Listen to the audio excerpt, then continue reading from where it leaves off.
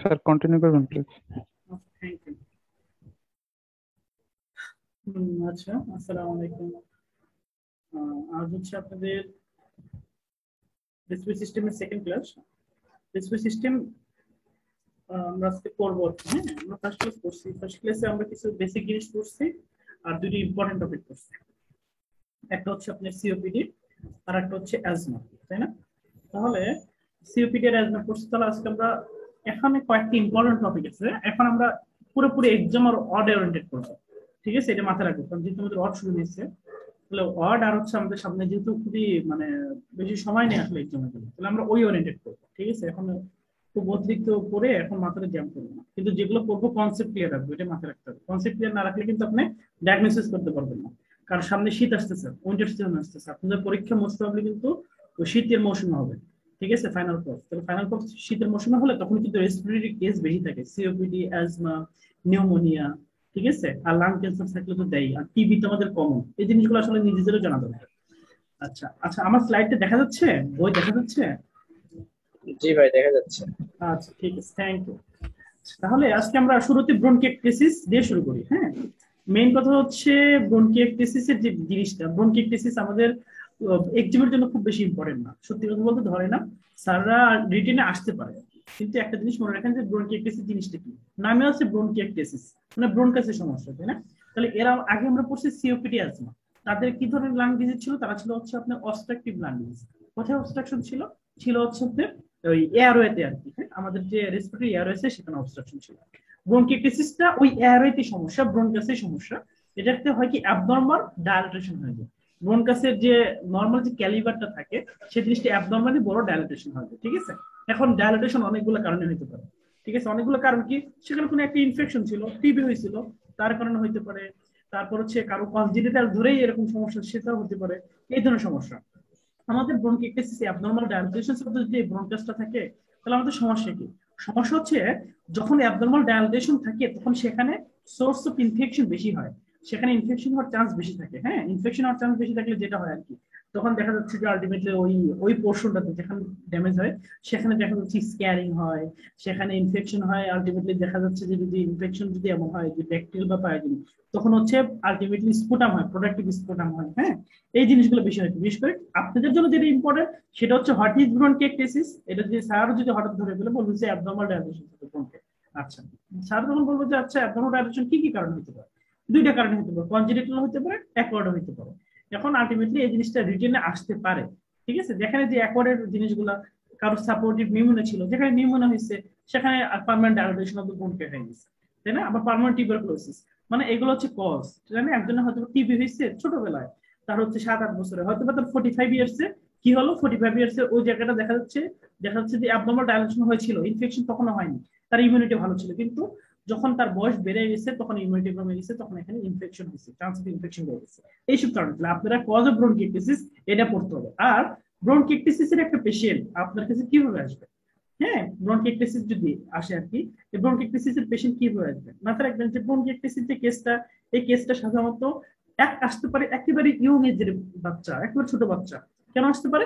ওই যে ব্রনকিয়েক্টেসিস যে জিনিসটা বললাম, কারণ হচ্ছে ওই কনজেনিটাল ডিজিজ গুলো, সেটার একটা মানে সিকুয়েল হিসেবে আসতে পারে। আরেকটা আসতে পারে অ্যাডাল্ট, আমরা অ্যাডাল্ট পেশেন্ট গুলো বেশি দেখছি। এখন তার ক্ষেত্রে দেখেন, একটা পেশেন্টের যখন ওই পার্মানেন্ট ডায়ালাটেশন হয়, তখন যখন ইনফেকশনটা হয় তখন কিন্তু সেখানে কাফ হয়, তাই না? কাফটা কেমন হবে? প্রোডাক্টিভ কাফ, ঠিক আছে? এটা মাথায় রাখবেন যে এখানে দুইটা জিনিস মাথায় রাখবেন, দুইটা জিনিস যদি আপনাকে ধরে, স্যার যদি ধরে, দুইটা জিনিস আপনাকে অবশ্যই বলতে হবে। দুইটা জিনিস কি কি? একটা হচ্ছে ব্রনকিয়েক্টেসিস এর পেশেন্টের ক্রনিক, প্রত্যেকটা ইম্পর্টেন্ট, ক্রনিক, ডেইলি, পারসিস্টেন্ট। দেখেন তিনটা শব্দ দেওয়া আছে, তিনটা শব্দ আপনার জন্য খুবই সিগনিফিকেন্ট। পারসিস্টেন্ট মানে সবসময় তার ব্রনকিয়েক্টেসিস এর কাশি থাকে, ডেইলি মানে প্রত্যেক দিন থাকে, ক্রনিক মানে এটা একটা ক্রনিক ডিজিজ। হ্যাঁ, স্পুটামটা কি? কপিয়াস স্পুটাম, মানে এইটা নর্মাল। দেখেন আমরা কিন্তু পড়ছিলাম সিওপিডি তে, পড়ছিলাম কি? সিওপিডি কিন্তু আমরা পড়ছিলাম হচ্ছে আলটিমেটলি প্রোডাক্টিভ স্পুটাম, তাই না? অ্যাজমাতে কিরকম স্পুটাম পড়ছিলাম? ইউজুয়ালি ড্রাই কফ পড়ছিলাম, কিন্তু এখানে কিন্তু আলটিমেটলি এই স্পুটামটা কেমন সেটা হচ্ছে কপিয়াস, কন্টিনিউয়াসলি পুরুলেন্ট, মানে যে পাপযুক্ত। আরেকটা ইম্পর্টেন্ট জিনিস সেটা হচ্ছে অল্টার্ড উইথ পোশ্চার। এই জিনিসটা একটু লিখে নেন, altered with posture. Altered with posture কি মানে? তার হচ্ছে এখন কাশি আছে, এখন দেখা যাচ্ছে যে এমন যদি হয় যে সে কাশি দিল কিংবা সে না মানে সে আলটিমেটলি দেখা যাচ্ছে যে সে একটু নড়াচড়া করলো, হ্যাঁ, কিংবা তার মুভমেন্টটা চেঞ্জ করলো, পোস্টারটা চেঞ্জ করলো, তখন যে স্টুডেন্ট ছিল ওই লোকেশন আর থাকে না, দেখা গেলো পরে আবার কাশি দিল, সেই স্টুডেন্ট আবার কি আসবে না, আর নাও আসতে পারে। ঠিক আছে, এর জন্য বলে অল্টারনেট পোস্টার, অর্থাৎ তার পোস্টার চেঞ্জের সাথে স্পোটাম বাড়তে অথবা কমতে পারে। ঠিক আছে, এটা হলো অল্টারনেট পোস্টার, যেটা ব্রঙ্কিওলসিসে পাওয়া যায়। তাহলে কয়েকটা জিনিস ইম্পর্টেন্ট, আপনাকে কয়েকটা জিনিস ক্রনিক ডায়রি, পারসিস্টেন্ট কাফ থেকে কোপিয়াস, স্পুটাম এবং হচ্ছে অল্টারনেট পোস্টার। আর হিমোপ্টাইসিস, ফ্লুইডিক চেস্ট পেইন সেগুলো তো হইতে পারে। দেখেন ব্রঙ্কিওলসিস নামে একটা কথা আছে, ব্রঙ্কিওলসিসে কিন্তু ইউজুয়ালি হিমোপ্টাইসিস হয় না, কিন্তু ব্রঙ্কিওলসিস যদি এমন একটা জায়গায় ডাইলেটেশন হয় এবং তার পাশেই ছিল কি কোন একটা ভেসেল, তখন কিন্তু হিউজ একটা হেমোপ্টাইসিস হতে পারে, তখন তাকে বলা হয় ব্রঙ্কিওলসিস সিক্কা। তাহলে এটা একটু লেখা রাখেন পাশে, সিক্কা মানে ব্রঙ্কিওলসিস সিক্কা। ইউজুয়ালি হয় না, কিন্তু দেখা যাচ্ছে যে যখন মানে আশেপাশে আশেপাশে ব্রঙ্কিওলসিস কোনো ভেসেল আছে এবং সেটা রাপচার হয়ে গেছে, সেই ক্ষেত্রে কিন্তু তার মেসিভ হেমোপ্টাইসিস হতে পারে, তাকে বলে ব্রঙ্কিওলসিস সিক্কা। আচ্ছা, ইনফেক্টিভ হেলিটোসিস, শিক্ষা সিক্কা, SICCA সিক্কা, হ্যাঁ। তাহলে এই জিনিসটা একটু লিখে রাখেন আর কি, এটা আব্দুল্লাহ স্যার বলেছে। আচ্ছা, হেলিটোসিস জিনিসটা কি, এই টার্মটা আপনাদের একটু জানতে হবে। হেলিটোসিস জিনিসটা কি? হেলিটোসিস মানে মানে মানে দুর্গন্ধ বের হয়। ঠিক আছে, অর্থাৎ সে যখন কথা বলবে আপনার সাথে, সে দেখবেন যে তার মুখ দিয়ে দুর্গন্ধ বের হচ্ছে, এটা বলে হেলিটোসিস। দুর্গন্ধ কেন বের হচ্ছে? ওই যে প্রোডাক্টিভ স্পুটাম তো আসতেছে, সেই স্পুটাম যদি পাস থাকে, তাহলে পাস থাকলে কিন্তু তার হেলিটোসিস হবে, তাহলে ব্যাড অর্ডার আর কি, হ্যাঁ, সেই জিনিসটা আসবে। তাহলে হেলিটোসিস জিনিসটা আর একটা জিনিস হয়, তাহলে এটা পাশে লেখা রাখেন, সেটা তো হয় লাং অ্যাবসিস। লাং অ্যাবসিস হেলিটোসিস হয়। তাহলে আপনাকে যদি জিজ্ঞাসা করে, আপনাকে প্রথমে জিজ্ঞেস করতো কি হেলিটোসিসের নাম শুনছো? জি স্যার। কোথায় হয় বেশি? স্যার লাং অ্যাবসিস হয়। আর কোথায় হতে পারে? স্যার ব্রঙ্কিওলসিস হতে পারে, হ্যাঁ। তাহলে এই ফিচার গুলো আপনার জন্য ইম্পর্টেন্ট। আর আলটিমেটলি একটা পেশেন্ট ক্রনিক ডিজিজ, তার ক্ষেত্রে তো আলটিমেটলি তার ওয়েট লস, অ্যানোরেক্সিয়া হবেই, হ্যাঁ। এই জিনিসটা আর কি ইনভেস্টিগেশন, এগুলো আমাদের খুব ইম্পর্টেন্ট না? ঠিক আছে, এটা আমরা দেখেন একটা জিনিস সিটি স্ক্যান করে, সিটি স্ক্যান করলে খুব ভালো বোঝা যায় আর কি, তখন এই ডায়াবেটিস অফ দ্য ব্রঙ্কে দেখা যায় আর কি, এই বৃহত্তর যে ব্রঙ্কে আছে ব্রঙ্কে গুলো ডায়াবেটেশন হয়ে যায় আর কি, এটা সিটি স্ক্যান করলে একটু ভালো বোঝা যায়। চেস্ট এক্সপেরিয়েন্স সিটি স্ক্যানটা বেশি আর কি, হ্যাঁ। আর আলটিমেটলি একটা পেশেন্ট যদি কনজেনিটাল হয়, তার ক্ষেত্রে আমরা কিছু স্ক্রিনিং টেস্ট করি, হ্যাঁ। অ্যাডাল্ট হলে আমরা কিছু টেস্ট করি, টিবি হলে তার ক্ষেত্রে আমরা আবার একটা চেস্ট টেস্ট থেকে দেখি যে আলটিমেটলি তার হচ্ছে প্রিভিয়াস কোনো টিবি ছিল কিনা। কারণ প্রিভিয়াস টিবি হলে আপনারা জানেন তখন হচ্ছে এপিক্যাল ক্লাসিফিকেশন থাকে। একটা টিবি পেশেন্ট যদি তার ছোটবেলায় টিবি হয়েছে কিংবা আগে টিবি হয়েছে, পরবর্তীতে সে যদি এক্সরে করে দেখবে যে এপিক্যাল ক্যালসিফিকেশন, সেটা থেকে আমরা একটা সাসপেক্ট করি। আচ্ছা, যাই হোক, তারপরে আমরা কি অ্যান্টিবায়োটিক অবশ্যই দিব, হ্যাঁ। ফিজিওথেরাপি, এগুলো জাস্ট নাম। ফিজিওথেরাপি একটা জিনিস জানার জন্য, ফিজিওথেরাপি জিনিসটা কি, এই যে তার স্পুটাম গুলো আসতেছে, প্রোডাক্টিভ স্পুটাম, সেটা আমরা ওই ফিজিওথেরাপি করি। ফিজিওথেরাপি কি, পেশেন্টকে দেখেন, মনে করেন পেশেন্ট, এটা আমার পেশেন্ট, হ্যাঁ, পেশেন্ট এটা, পেশেন্ট হচ্ছে উপরে শুয়ে থাকে, মানে এইভাবে শুয়ে থাকে। ঠিক আছে, এইভাবে শুয়ে থাকে, চিত হয়ে না কিন্তু, উপর হয়ে। ঠিক আছে, প্রোন পজিশনে আর কি, প্রোন পজিশনে শুয়ে থাকে। তখন পেশেন্টকে আমরা, তার যে পিঠ, এটা তো পিঠ তাই না, পিঠ মানে লাংস, লাংস থাকে, সেই লাংসের থেকে তখন তাদেরকে আমরা কি করি, তখন এরকম করে একটু যেখানে মনে হয় যে ওই স্পুটাম বেশি কিংবা যে জায়গাটা হয়, সেই জায়গাটায় আমরা ওই লোয়ার লোব, মিডিল লোব, তখন এইভাবে থাপ্পড় দিই, এরকম একটু দেখেন, এরকম করি, এরকম একটু থাপ্পড় দিই আর কি। থাপ্পড়টা মানে বুঝেন তো, মানে আস্তে আস্তে এখান থেকে আস্তে আস্তে এই কাপিং করে দেখেন, আমার হাতটা দেখেন, আমার হাতটা কিন্তু কাপিং করে আছে, কাপিং করে ওই যে পিঠটা থেকে তখন এরকম করি, তার এরকম তখন ওই লোয়ার জব থেকে যখন এরকম করি, তখন তাকে বলে, আর মাথাটা থেকে নিচে, মাথা থাকে নিচে, তখন এরকম করি, তখন কাফ গুলা, তখন তাকে বলে আপনি একটু কাশেন কিংবা কাশি দেন, তখন ওই কাফ গুলো তখন বের হয়। হ্যাঁ, নর্মালি দেখা যাচ্ছে ডিপেন্ডেন্ট জোন থেকে যদি আপনি এইভাবে করে সামনের দিকে একটু মানে মুভমেন্ট করার চেষ্টা করেন, তখন কাফ গুলো সামনের দিকে যায়, তখন তাকে বলে আপনি এখন কাশেন। কাশতে তখন হয় কি, তখন তার কাপ গুলো যেটা আছে, কাপ গুলো তখন আলটিমেটলি চলে যায়। এটা হলো ফিজিওথেরাপি। এই ফিজিওথেরাপি আমরা লাং এক্সারসাইজ করি, হ্যাঁ, আমরা ব্রঙ্কিওলসিসও করি, তখন তার কাপ গুলো যখন বের হয়ে যায়, তখন তো সে একটু আলটিমেটলি দেখা যায় কি সে একটু আরাম বোধ করে, হ্যাঁ। আচ্ছা, অ্যান্টিবায়োটিকের ক্ষেত্রে আমরা কি হতে পারে, সেই অ্যান্টিবায়োটিক গুলো দিবেন। সিপ্রোফ্লক্সাসিন আসলে খুব রেজিস্ট্যান্ট হয়ে যায়, হ্যাঁ, আমরা 3% ট্যাবলেট দিই আর এগুলো আমাদের জন্য কোনো দরকার নেই। সিস্টিক ফাইব্রোসিস আমাদের দরকার নেই। সিস্টিক ফাইব্রোসিস একটা চ্যানেলের সমস্যা হয়, এবং সিস্টিক ফাইব্রোসিস মাথায় রাখবেন, এই ক্লোরাইড চ্যানেলে যখন সমস্যা হয়, এই ক্লোরাইড চ্যানেল সে বডির যত জায়গায় আছে এই ক্লোরাইড যে পাম্পটা, এই ক্লোরাইড পাম্পে যখন সমস্যা হয় আর কি, এই ক্লোরাইড পাম্প শুধু আমাদের রেসপিরেটরি সিস্টেমে নেই, জিআইটি সিস্টেমে আছে, অন্য সব সিস্টেম আছে। সেই সব সিস্টেমে থাকলে তখন কিন্তু আলটিমেটলি তাদের এই সমস্যাটা হয়। তাদের আলটিমেটলি কি হয়, তাদের ক্ষেত্রে ক্লোরাইড আলটিমেটলি তার হচ্ছে জিআইটি যদি থাকে, সেখানে সিস্টিক ফাইব্রোসিস হবে। রেসপিরেটরি সিস্টেমের সিস্টেম প্রত্যেকটা মেকানিজম একই আর কি। হ্যাঁ, এটা মাল্টি সিস্টেম, এটা আমাদের দরকার নেই, এই লেভেলে দরকার।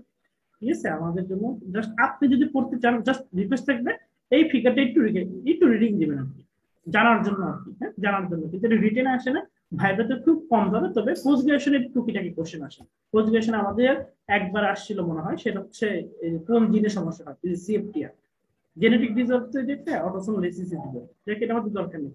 পরীক্ষার জন্য সবচেয়ে বেশি ইম্পর্টেন্ট এখন আসবে, যে দিন টপিকটা না পড়ে গেলে পরীক্ষা ফেল হবে। এখন আমরা কয়েকটা টপিক পড়বো, খুবই ইম্পর্টেন্ট, এটা মাথায় রাখবেন। ঠিক আছে, খুবই মাথায় রাখবেন। এই দেখেন, প্রথমে আসেন নিউমোনিয়া। নিউমোনিয়া যাওয়ার আগে আপনাকে একটা জিনিস আমি ইনফরমেশন দিই। এই যে আমাদের দেখবেন ঠান্ডা জ্বর সর্দি কাশি হয়, একে করে যা বলে, রানী নোজ হয়, কাঁচা পানি বলি আমরা আমরা রুগীকে, আমি নিজেদেরই হয় আর কি, যে ড্রাঙ্ক দিয়ে কাঁচা পানি দিয়ে হয়, তাই না? এই একে বলে করা যায় আর কি। ঠিক আছে, আমাদের ঠান্ডা লাগে, কাশি, ফুক করে কাশি, এই করায় যার কিন্তু সবচেয়ে কমন কজ হচ্ছে ভাইরাস, রিনো ভাইরাস বলে। ঠিক আছে, রিনো ভাইরাস, এর জন্য রিনো ভাইরাস যখন হয়, তখন কিন্তু আলটিমেটলি আপনারা অ্যাজমা যখন পড়ছেন, অ্যাজমাতে কিন্তু এই জিনিসটা দেখছেন যে অ্যাজমার একটা প্রিডিসপোজিং ফ্যাক্টর কি, প্রিডিসপোজিং ফ্যাক্টর হচ্ছে আপনার ভাইরাস, তাই না? ভাইরাস আছে, পোলেন আছে, ফুড আছে, অনেক কিছু আছে। এখন এই যে রাইনো ভাইরাসের কথাটা বললাম, এই রাইনো ভাইরাসটা কিন্তু একটা ইম্পর্টেন্ট কজ। এর জন্য যে জিনিসটা আমি আপনাদেরকে মানে নলেজ দিতে চাচ্ছি, সেটা হচ্ছে একটা পেশেন্ট যখন দেখা যাচ্ছে যে সর্দি, তার একটা সর্দি, কাঁচা পানি যাচ্ছে, সাথে সাথে আপনি অ্যান্টিবায়োটিক শুরু করবেন না। যেটা আমরা করি কি, আমরা জিম্যাক্স দেই, লেভোফ্লক্সাসিন দেই, মানে এইস্ট্রোমাইসিন যেটা আর কি, সেগুলো দেই, লেভোফ্লক্সাসিন দেই, সিপ্রোফ্লক্সাসিন দেই। আপনি 2-3 ওয়েট করেন, কারণ ভাইরাস জিনিসটা তো আপনি অ্যান্টিবায়োটিক দিয়ে মারতে পারবেন না, তাই না? এই জিনিসটা আপনার শরীরে যে ইমিউনিটি আছে সেটাই মেনে ফেলবে। তো এর জন্য 2-3-4 দিন পরে দেখবেন এমনি এমনি ডিসকন্টিনিউয়াস রিকভারি করে। তারপরে যদি রিকভারি না করে, তখন আমাদের অ্যান্টিবায়োটিক অপশনে যেতে হয়। কিন্তু মোস্ট অফ দ্য কেস তাহলে কি, রিনো ভাইরাস, এটা মাথায় রাখবেন। আর যেহেতু যেহেতু রিনো ভাইরাস হচ্ছে আলটিমেটলি যেটা বললাম, এটা হচ্ছে অ্যালার্জিক প্রিডিসপোজিং ফ্যাক্টর হিসেবে কাজ করতে পারে, ভাইরাস, অ্যাজমা। সেক্ষেত্রে আপনি এইসব পেশেন্টকে প্রোফাইলেক্টিক ভাবে মন্টেলুকাস, তারপর হচ্ছে আপনার ফেক্সোফেনাডিন, সেগুলো দিতে পারে, যেটা অ্যালার্জিক সমস্যা আছে আর কি। অর্থাৎ সে এই রাইনাইটিসের সাথে সাথে তখন দেখবেন সে কমপ্লেন করতেছে যে তার হচ্ছে অ্যালার্জিক প্রিডিসপোজিং হচ্ছে। ঠিক আছে, তার এরকম কাজ হয়, সাথে সাথে ডিস্ট্রাক্টনেস হয়, মানে আপনি বুঝলেন যে একটু অ্যাজমা, তখন আপনি প্রোফাইলে কি মন্টেলুকাস, ফেক্সোফেনাডিন, সেগুলো জিনিস সেইটা আরম্ভ করে আর কি। হ্যাঁ, আচ্ছা। আর আমি একটা জিনিস গত ক্লাসে যেটা মানে একটু মানে বলছি কিনা, সেটা হচ্ছে সিওপিডি আর অ্যাজমার কিন্তু ড্রাগের ভিতরে বেসিক ডিফারেন্স। অ্যাজমাতে কিন্তু আমরা সবসময় স্টেরয়েড দিই, অ্যাজমাতে দেখবেন ইনহেল কর্টিকোস্টেরয়েড। হ্যাঁ, সিওপিডি তে কিন্তু আমরা এই স্টেরয়েড দিয়ে আমরা ম্যানেজমেন্ট শুরু করি না। সিওপিডি এর আমরা মানে ম্যানেজমেন্ট দিয়ে হচ্ছে আপনার কি, সেটা দিয়ে আমরা ব্রঙ্কোডাইলেটর, হ্যাঁ, বিটা টু এগোনিস্ট দেই, ইপ্রাটোমে ব্রোমাইড দেই, এগুলো হচ্ছে সিওপিডি দেই। মানে দুইটা কিন্তু এবার কিন্তু বিসিএস এ, এবার যে বিসিএস হলো, এই বিসিএস পরীক্ষায় হর মাসে 1-2-3 জন পর পর এই কোশ্চেন মার্ক হচ্ছে। যে বলছে যে আমি স্যার রেসপিরেটরি সিস্টেমে ক্যারিয়ার করবো, তাকে বলছে সিপিডি আর তুমি ম্যানেজমেন্টটা বলো। তখন বলছে তখন বলছে তুমি এদের বেসিক ডিফারেন্সটা বলো, তখন কিন্তু এটা বলতে পারছি যে সিওপিডির ক্ষেত্রে একটা লাগে লো ফ্লো অক্সিজেন, অ্যাজমার ক্ষেত্রে হাই ফ্লো অক্সিজেন। আর একটা হচ্ছে কি, আর একটা হচ্ছে সিওপিডি পেশেন্টের ক্ষেত্রে আপনি যে জিনিসটা বললাম যে ইন কেস অফ সিওপিডি তার মানে প্রাইম ম্যানেজমেন্ট হচ্ছে ব্রঙ্কোডাইলেটর, আর অ্যাজমার ক্ষেত্রে স্টেরয়েড। হ্যাঁ, আচ্ছা, এর নিউমোনিয়াতে আসে, দেখেন নিউমোনিয়া আপনারা খুব পাবেন, বাচ্চাদের হয়, ঠিক আছে, বড়দের হয়। নিউমোনিয়াকে বলা হয় ওল্ড ম্যানস ফ্রেন্ড। এখানে একটা কথা দিয়ে আছে, এখানে দিয়ে আছে কিনা, এই দেখেন কই দিয়ে গেল, কোথাও একটা দিয়ে আছে মনে হয়, ওল্ড ম্যানস ফ্রেন্ড মনে হয়, এই যে ওল্ড ম্যানস ফ্রেন্ড বলা হয়। দেখেন মানে যাদের বয়স্ক তাদের নিউমোনিয়া হয়, এবং নিউমোনিয়া কিন্তু খুব খারাপ, খুবই খারাপ, বুঝছেন? এখন নিউমোনিয়া জিনিসটাকে আমরা আলটিমেটলি যখন পড়বো, নিউমোনিয়া জিনিসটা কিন্তু আলটিমেটলি যে জিনিসটা হতে পারে, নিউমোনিয়ার ক্ষেত্রে কি কি আসতে পারে, আমি আপনাদের তাহলে কিছু জিনিস মানে বলে রাখি, তাহলে আপনাদের পরবর্তীতে সুবিধা হবে। দেখেন, নিউমোনিয়ার একটা পেশেন্ট আর নর্মাল টিবির একটা পেশেন্ট, দুইটা প্রেজেন্টেশন কিন্তু দুই রকম। নিউমোনিয়া একটা একুট কন্ডিশন, অ্যাকুট কন্ডিশন, ঠিক আছে?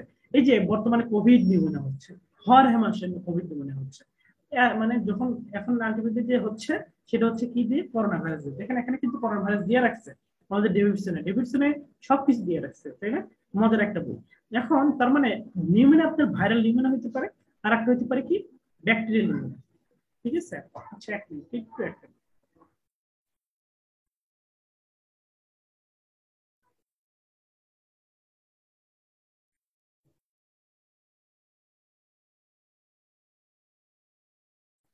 ভাইরাল হতে পারে, আর একটা কি হতে পারে, ব্যাকটেরিয়াল নিউমোনিয়া। যে কোনো ভাইরাল ডিজিজ যখন হবে, ভাইরাল ডিজিজের সাথে আমি কিন্তু বারবার বলতেছি, একটা ভাইরাল ডিজিজের কিন্তু যতটুকু না তার মানে সিস্টেম ইনভলভ করে, তার সাথে মাল্টি সিস্টেম ইনভলভমেন্ট বেশি থাকে। মানে তার সাথে একজন পেশেন্টের রেসপিরেটরি সিস্টেমের সাথে সাথে জেটি সিম্পটম থাকতে পারে, তার অ্যাবডোমিনাল সিম্পটম থাকতে পারে, এই রিলেটেড সব জিনিস থাকতে পারে। এটা একটু মাথায় রাখতে হবে।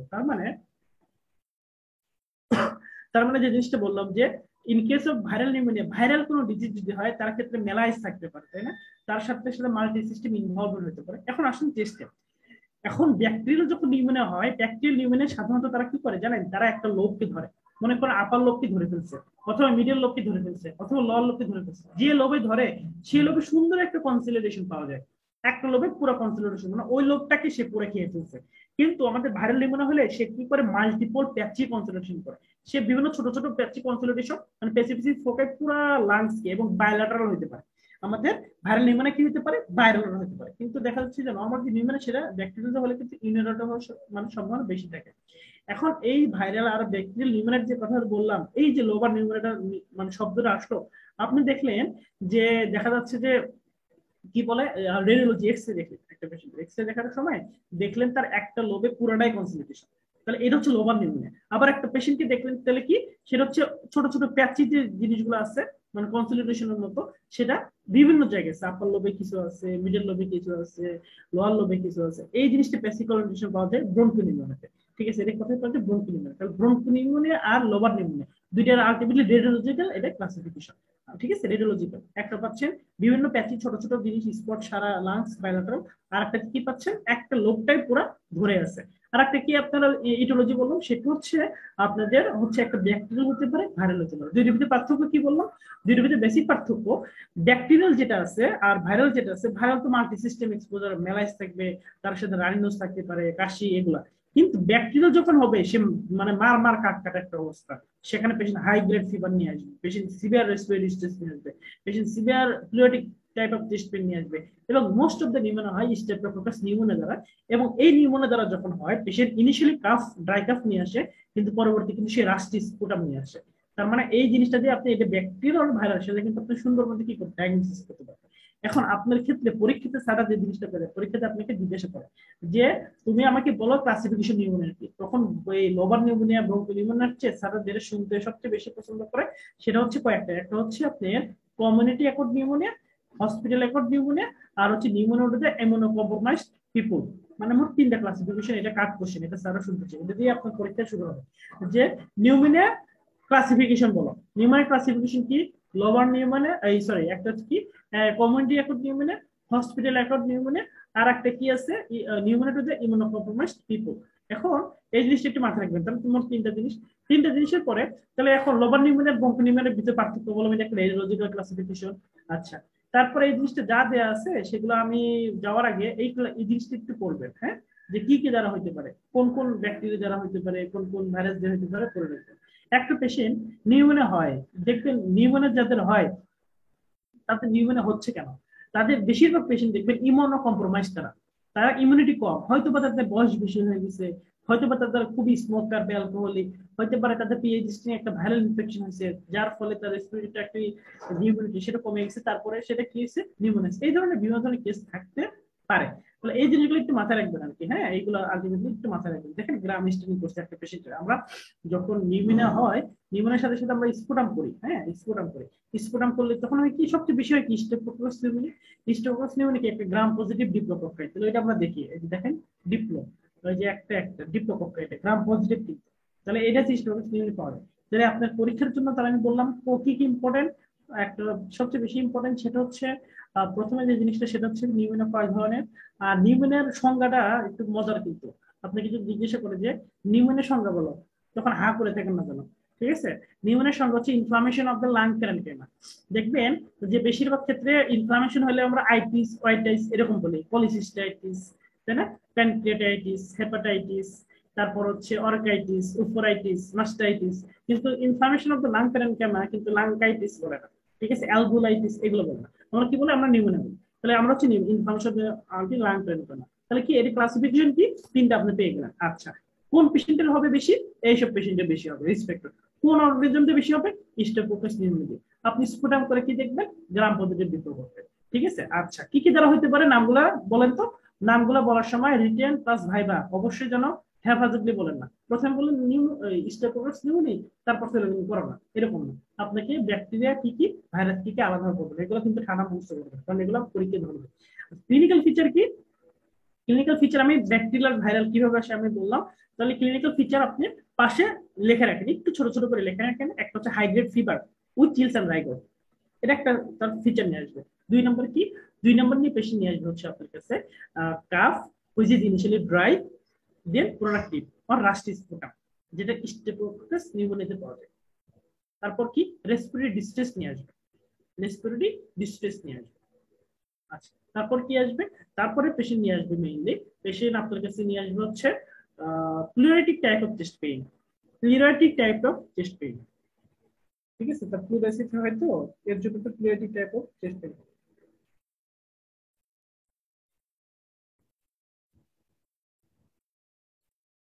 আচ্ছা, তার মানে এই জিনিসটা আপনি পাবেন। তাহলে আপনাকে ক্লিনিক্যাল ফিচারের ক্ষেত্রে এগুলো বলতে হবে। এখন ইম্পর্টেন্ট একটা জিনিস, সেটা হচ্ছে একটা নিউমোনিয়া পেশেন্ট আসলো আপনি কি করবেন। আপনি বুঝলেন নিউমোনিয়া, আর যেটা আমরা প্র্যাকটিস করি না, হ্যাঁ, যে জিনিসটা বাইরের দেশে সব জায়গায় করে, যে প্র্যাকটিসটা আমরা করি না এবং আমাদের বেশিরভাগ ক্ষেত্রে এটা বইই থাকে, সেটা হচ্ছে কার্ভ 65। এটা আপনার ভাইবাতে ধরবে কিন্তু, যে একটা নিউমোনিয়া পেশেন্টকে আপনি কিভাবে অ্যাসেস করবেন, এটা ঠাডা মুখস্থ করবেন। স্যার জিজ্ঞাসা করলে বলবেন স্যার আমি কার্ভ 65 করবো। ঠিক আছে, এটা কার্ভ 65 করবেন। কার্ভ 65 কি? সিতে কনফিউশন, ইউরিয়া, আর্থ respiratory rate, blood pressure, age, মানে এই 65 দিয়ে আমরা একটা স্কোরিং করি। হ্যাঁ, এই স্কোরিং করি, এই স্কোরিং করে কারো যদি ইউরিয়া লেভেল 7 মিলিমোলের বেশি থাকে, কারো যদি ব্লাড প্রেশার যদি 90 কম থাকে, হ্যাঁ, কারো যদি এজ 65 এর বেশি থাকে, এইরকম স্কোরিং করে। এটা কিন্তু খুব ইম্পর্টেন্ট, পরীক্ষা হলে এটা হরমেশে ধরে, এটা কিন্তু একেবারে ঠান্ডা মুখস্থ রাখবেন, মনে রাখবেন, রিটেন ভাইবা সব। তাহলে তখন আমরা কি করবো? এখন স্কোরিং করে দেখবো, তার যদি 0-1 হয় তাহলে আমি হোম ট্রিটমেন্ট দিব, হোম ট্রিটমেন্ট দিব। 0 অথবা 1 অর্থাৎ সে কিছুই হয়নি তার। যদি 2 হয় তার ক্ষেত্রে আমরা হয় তাকে শর্ট টাইম ইনপেশেন্ট মানে ইনডোরে রেখে চিকিৎসা করব ভর্তি রেখে, অথবা হসপিটাল সুপারভাইজড করবো, তাকে অ্যান্টিবায়োটিক দিব, দিয়ে বলবো যে আপনি হসপিটাল মাঝে মাঝে ফলো আপ আসবেন। 3 আর যদি তার বেশি হয় তাহলে পেশেন্টকে আর কোনো কথা নাই, পেশেন্টকে দ্রুত হসপিটালাইজ করবেন এবং পেশেন্টের আইসিইউ রাখতে পারে, পেশেন্টের আইসিইউ রাখতে পারে। তাহলে দেখেন নিউমোনিয়া জিনিসটা কি মারাত্মক, তাই না? নিউমোনিয়া জিনিসটা কি মারাত্মক, তাহলে এইটা কিন্তু হসপিটাল ম্যানেজ করতে হবে ক্লিয়ার করে। তাহলে এই জিনিসটা কার্ভ 65 কিন্তু আপনি সাদা মুখস্থ রাখবেন। এটা পোস্ট গ্রাজুয়েশন আসে, এটা এমআরসিপিতে আসে, ডিএফসিপিতে আসে, এটা রেসিডেন্সিতে আসে, এটা ফাইনাল করতে আসে। তো প্রত্যেকটা জিনিস ইম্পর্টেন্ট। ঠিক আছে, একটা পেশেন্ট আপনার কাছে আসলো, তার বয়স 70, তার অন্য কোনো ফিচার নাই, তাহলে কিন্তু তার পয়েন্ট কিন্তু 1 হয়ে যাবে। হ্যাঁ, 1 হয়ে যাবে। রেসপিরেটরি রেট যদি তার 30 এর বেশি হয় তাহলে কিন্তু তার পয়েন্ট 2 হয়ে যাবে। ইউরিয়া লেভেল যদি 7 এর বেশি হয় তার পয়েন্ট 3 হয়ে যাবে, তাই না? তাহলে এই জিনিসগুলো একটু মাথায় রাখবেন। তাহলে এই জিনিসটা আপনি করতে হবে। আচ্ছা, এখানে কিছু কিছু জিনিস দিচ্ছি, একটু রিডিং দিবেন।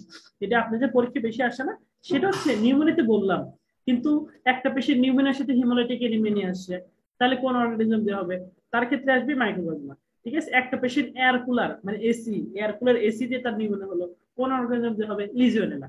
একটা পেশেন্ট অ্যালকোহলিক এবং ডায়াবেটিস আছে, তার ক্ষেত্রে কি হয়ে যেতে পারে? ক্লেপসিয়ালা। এগুলো বিভিন্ন জিনিস দেওয়া আছে, আমি ওগুলো দিয়ে রাখছি। এটা আপনাদের পরীক্ষার চেয়ে এটা আবার এফসিপিএস পরীক্ষা খুব আসে, মানে একটা সিনারিও দিবে, সিনারিও দিয়ে আপনি ওটা পিক আপ করতে হবে যে পেশেন্টের কি ছিল তখন, ওই মানে এফসিপিএস পরীক্ষায় কিংবা এমআরসিপি পরীক্ষা দেয়, তাহলে এটা কোন অর্গানিজম হতে পারে, এটা সুন্দর করে দেওয়া আছে, আমার দাগানো আছে। হ্যাঁ, এই জিনিসটা করলেই একটু বুঝতে পারবে। আপনাদের জন্য পাস করার জন্য যেটা ইম্পর্টেন্ট সেটা শুনুন, সেটা হচ্ছে নিউমোনিয়া পেশেন্ট যেহেতু লং কেসে থাকে, নিউমোনিয়া পেশেন্টের কনসালটেশন শর্ট কেসে থাকে, নিউমোনিয়া রিটিনা থাকে, নিউমোনিয়া হসপিটালে থাকে। হ্যাঁ, তাহলে আলটিমেটলি এই যে পেশেন্টের ক্ষেত্রে কোনো কথা নাই, আপনি একটা কেস নিউমোনিয়া বলতেছেন, তার ক্ষেত্রে প্রথমেই তাকে অবশ্যই এটা কনসালটেশন আছে এটা প্রমাণ করতে হবে। ইনফেকশনও থাকতে পারে, কিন্তু নিউমোনিয়া পেশেন্টের ইনফ্লামেশন যখন হবে তখন কিন্তু তার কি থাকে? কনসালটেশন থাকে। এই কনসালটেশন, এই যে দেখেন সুন্দর কনসালটেশন, এই যে কনসালটেশন নল হয়ে আছে, তাহলে এটা বলতে হবে। তাহলে কনসালটেশন আলটিমেটলি হয় কি? কনসালটেশন হলে তখন কিন্তু ব্রেথ সাউন্ড হয় ব্রঙ্কিয়াল, মানে আপনি কনসালটেশন পেলেন না, ব্রেথ সাউন্ড ব্রঙ্কিয়াল বললেন না, ফেল হয়ে যাবে। এবং কনসালটেশনের ক্ষেত্রে কিন্তু পারকাশন নোট কিন্তু ডালনেস হয়। কিরকম ডাল হয়? উডি ডাল হয়। আর একটা ইম্পর্টেন্ট জিনিস, এখানে ভোকাল ফ্যামিটাস, ভোকাল রেজোনেন্স, হ্যাঁ, হুইসপারিং ফ্যাক্টরিয়াল, অর্থাৎ এখানে সব ইনক্রিজ হয়, সব ইনক্রিজ হয়। তাহলে এই জিনিসগুলো কিন্তু আপনাকে মাথায় রাখতে হবে। তার মানে একটা পেশেন্ট যখন আপনি এক্সামিনেশন করবেন, লং কেসে নিউমোনিয়া বানাচ্ছেন, তাকে বানাইতে হবে এটা কনসালটেশন আছে কিনা, সেটা কিন্তু মাথায় রাখতে হবে। হ্যাঁ, আপনি নিউমোনিয়া বানাইছেন, দেখা গেল শুরুতে আপনি কলাপসের ফিচার গুলো খুলে দিচ্ছেন, তাহলে স্যার কিন্তু খারাপ উপর ফেল করে দিবে। ঠিক আছে, কনসালটেশন জিনিসটা কিন্তু আপনার মাথায় রাখতে হবে। এখানে যে আছে কনসলিডেশন কি কি পারকাশনের ডাল পাওয়া যায়, হ্যাঁ, কন্ডাকশন কি পদে ইনক্রিজ হয়, যেগুলো বললাম আর কি সেগুলো। আচ্ছা, ইনভেস্টিগেশন কি করবেন? ইনভেস্টিগেশন আগে আপনার ডিডি কি কি আসতে পারে, ডিডিতে টিবি হইতে পারে, তারপরে ইসিনোফিলিয়া, পালমোনারি ইডিমা মানে যে কনজেস্টিভ কার্ডিয়াক ফেলিওর সেগুলো হতে পারে আর কি, কারণ যেহেতু রেসপিরেটরি ডিস্ট্রেস থাকে। যাক, আলটিমেটলি আমি দেখেন ইনভেস্টিগেশন কি করবে। ইনভেস্টিগেশন এখানে সুন্দর করে সামারাইজ দেওয়া আছে, সুন্দর করে দেওয়া আছে ইনভেস্টিগেশন। এই ইনভেস্টিগেশন কিন্তু আলটিমেটলি যে জিনিসটা দেখেন প্রত্যেকটা জিনিস দেওয়া আছে, কিন্তু এই marker of severity, marker of severity, marker of severity এগুলো পজিটিভেশন আসে, হ্যাঁ পজিটিভেশন আসে। খুবই সহজ দেওয়া আছে। প্রথমে সিবিসি করবেন, সিবিসি করে দেখবেন কি, তার ইউরিয়াল অ্যাপ্লাইড করে দেখবেন কি, তাই না? এখানে যে কার্ভ 65 আমি যে করেছি, এই কার্ভ 65 এর ক্ষেত্রে আমি দেখেন কার্ভ 65 এর ক্ষেত্রে কি করছি, কার্ভ 65 এর ক্ষেত্রে এই ইউরিয়া তার দেখছি, তার মানে আপনাকে ইউরিয়াটা দেখতে হবে। আচ্ছা,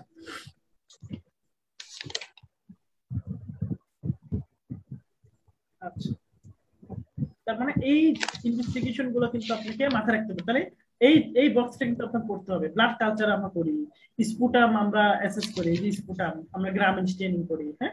তো ইউরিন দেখি, লিজনাল আমরা সাসপেক্ট করলে মানে যেটা এসিডি হয়, তখন আমরা ওই যে ইউরিন করে লিজনাল অ্যান্টিজেন দেখি, কারণ লিজনাল হচ্ছে ঘাটতেরা, সে ওই গ্রামীণ স্টেনিং আসে না।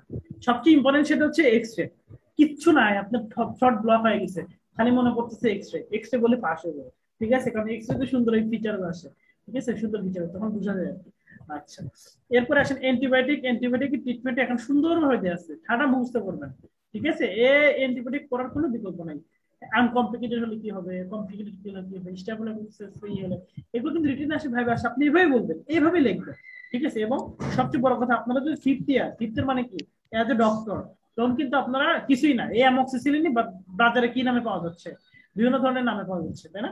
এই বিভিন্ন ধরনের নাম পাওয়া যাচ্ছে, আপনি যদি মেইন নামটা জানেন তাহলে তো ওই জিনিসটা মিলাইতে কোনো সমস্যা হবে না। তার মানে এই জিনিসগুলো ট্রিটমেন্ট এখন থেকে কিন্তু আপনাকে জানতে হবে। একটা জিনিস মনে রাখবেন, সেটা হচ্ছে যে পেশেন্ট আনকমপ্লিকেটেড থাকে, আনকমপ্লিকেটেড পেশেন্টকে আমরা ওরাল দিই, কিন্তু পেশেন্ট যদি সিভিয়ারে চলে আসে, আপনি স্কোর করে দেখেন সিভিয়ার নিউমোনিয়ার দিকে চলে যাচ্ছে, তো কমপ্লিকেশন আছে, তখন আর আমার ওরাল দেওয়ার কোনো স্কোপ নেই, তাকে সাথে সাথে প্যারেন্টাল দিতে হবে, আইভি দিতে হবে।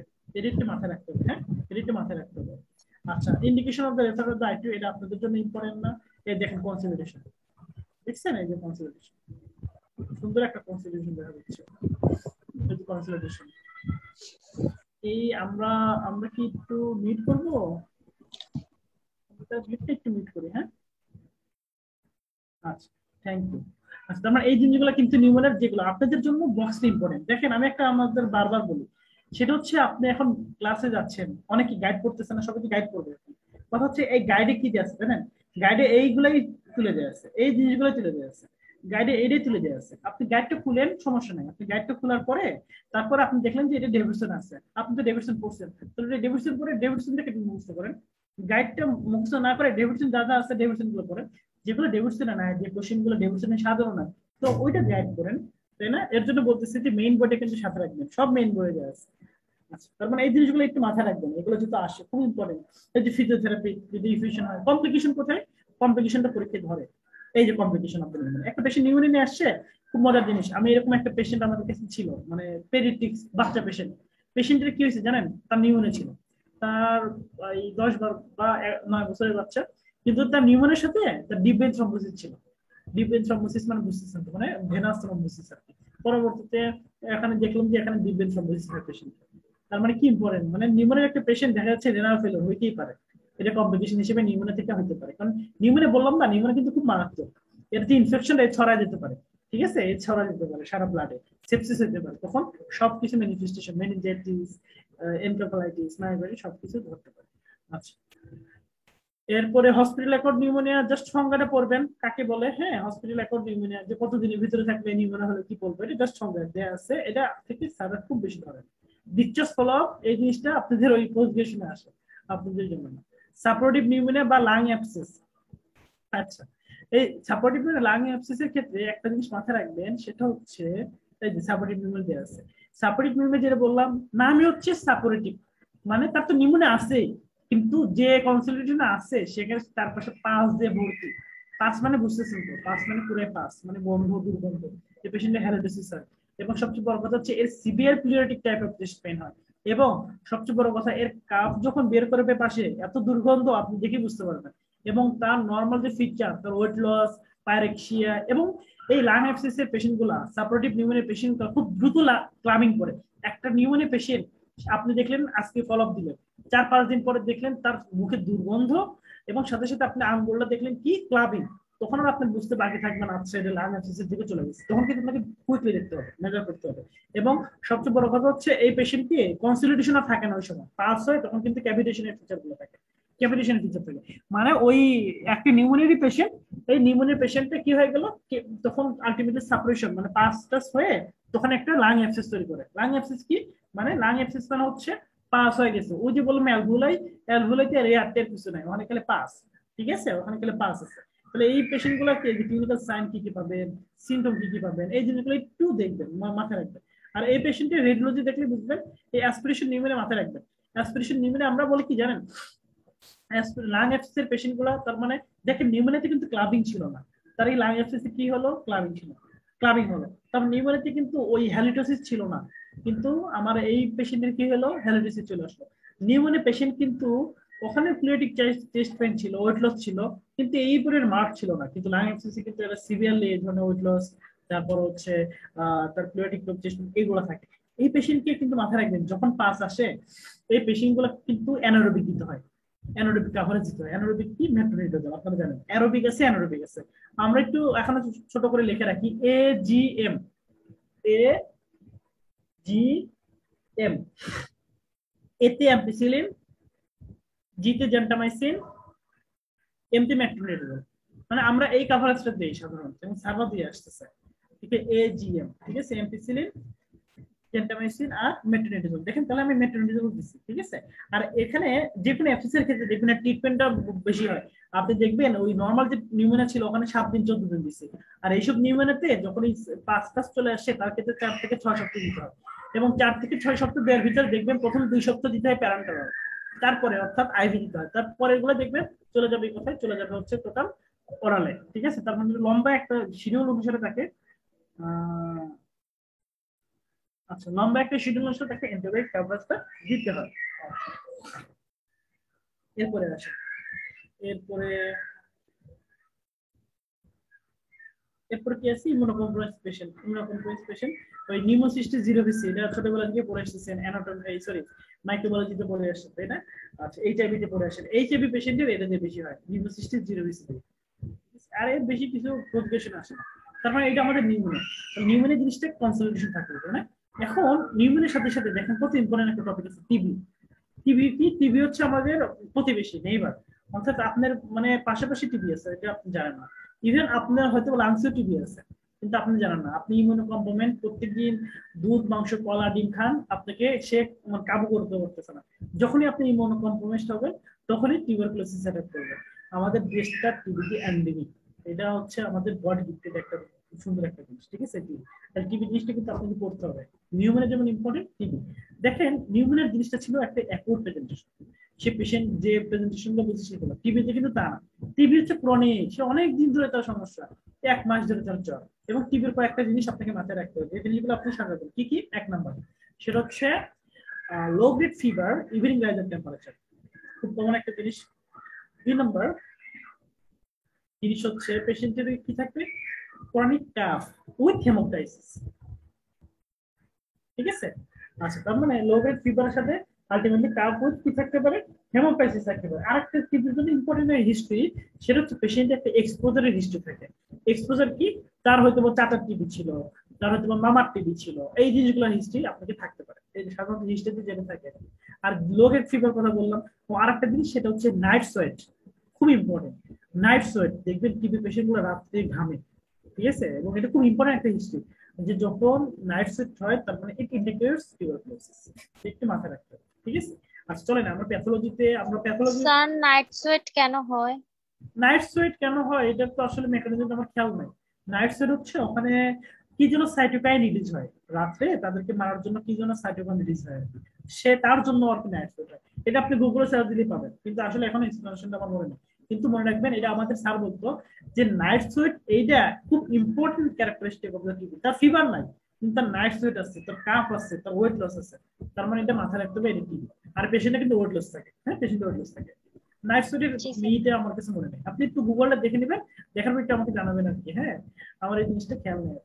আচ্ছা, তারপরে দেখেন, তারপর টিভিতে বলতে গেলে কিন্তু এই হিস্ট্রি গুলো কিন্তু আপনাকে বলতে হবে, যে যে জিনিসগুলো বললাম। নিউমোনিয়ার হিস্ট্রি, আপনি নিউমোনিয়ার হিস্ট্রি টিভিতে মেরে দিবেন। আর টিভিতে বলেন স্যার আমি হাইব্রিড ফিভার পাইছি, পেশেন্ট তো স্যার মানে 3-4 দিনের জ্বর, হাইব্রিড ফিভার, সাথে সাথে ক্লাবিংও নিয়েছে। হ্যাঁ, তার সাথে সাথে দেখা যাচ্ছে আপনি নার্সের এগুলো নেই, তাহলে কিন্তু পরীক্ষায় খারাপ পরীক্ষায় করবে। অর্থাৎ টিভির হিস্ট্রিটা এইভাবে সাজাতে হবে।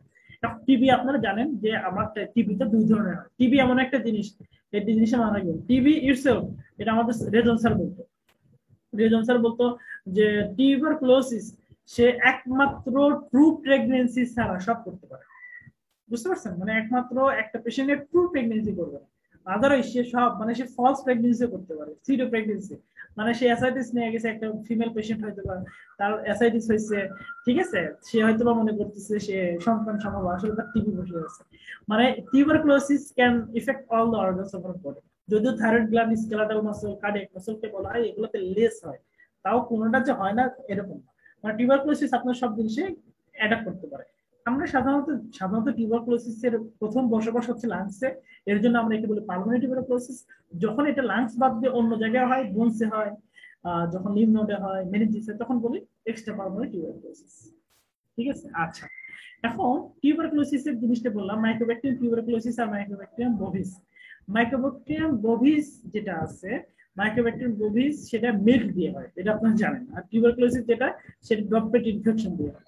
এবং সে যখন হয় আসে, সে যখন আসলে বা সে একটা প্রাইমারি যেটা হয় আর কি, আমি নিলাম টিউবারকুলোসিস, সে কি লাংসে গেল, লাংসে যাওয়ার পর সেখানে একটা, যেখানে যায় সেখানে একটা ইনফেকশন, ইনফ্লামেশন হয়। ইনফ্লামেশন হওয়ার পরে সবচেয়ে বড় কথা হচ্ছে আমার যত মানে প্রোটেক্টিভ মেকানিজম আছে, তারা যায় যায় দেখে যে টিবি আর মারতে পারে।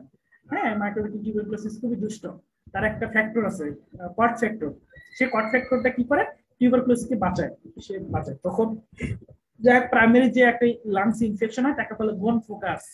এবং এই গোন ফোকাসের সাথে সাথে যখন টিবি লিম্ফ নোড যে আশেপাশে থাকে, সেই লিম্ফ নোড যখন ইনলার্জমেন্ট হয়, লিম্ফ অ্যাডেনোপ্যাথি হয়, তখন বলা হয় প্রাইমারি কমপ্লেক্স অথবা কমপ্লেক্স অফ র্যাঙ্কিস কমপ্লেক্স। ঠিক আছে, এটা হচ্ছে বোন কমপ্লেক্স বলা হয়। তাহলে আলটিমেটলি একটা পেশেন্টের যখন টিবি আসলো, এটার প্যাথোফিজিওলজি আপনার মাইক্রোবায়োলজি পড়ছেন, যে আসলে টিউবারকুলোসিস আমরা মারতে পারে না, আসলে টিবি যে আছে তাকে মারতে পারে না আমাদের হিউম্যান বডি। তাকে কি করে চারদিকে ঘিরে রাখে, ম্যাক্রোফেজ। তারপর প্রথমে নিউট্রোফিল, তো সে কান্নাকাটি করলো, সে কি করলো, নিউট্রোফিল আসলো, নিউট্রোফিল আসার পরে সে না মানে মারতে পেরে সে কান্নাকাটি করলো, কান্নাকাটি করে সে বিভিন্ন এনজাইম রিলিজ করলো, এনজাইম রিলিজ করে সেই এনজাইম গুলো আপনাকে সেলগুলো মানে লাংস গুলো ধ্বংস করলো প্রাইমারি আর কি। তখন কি হয়, তখন আলটিমেটলি যে জিনিসটা হয় সেটা হচ্ছে,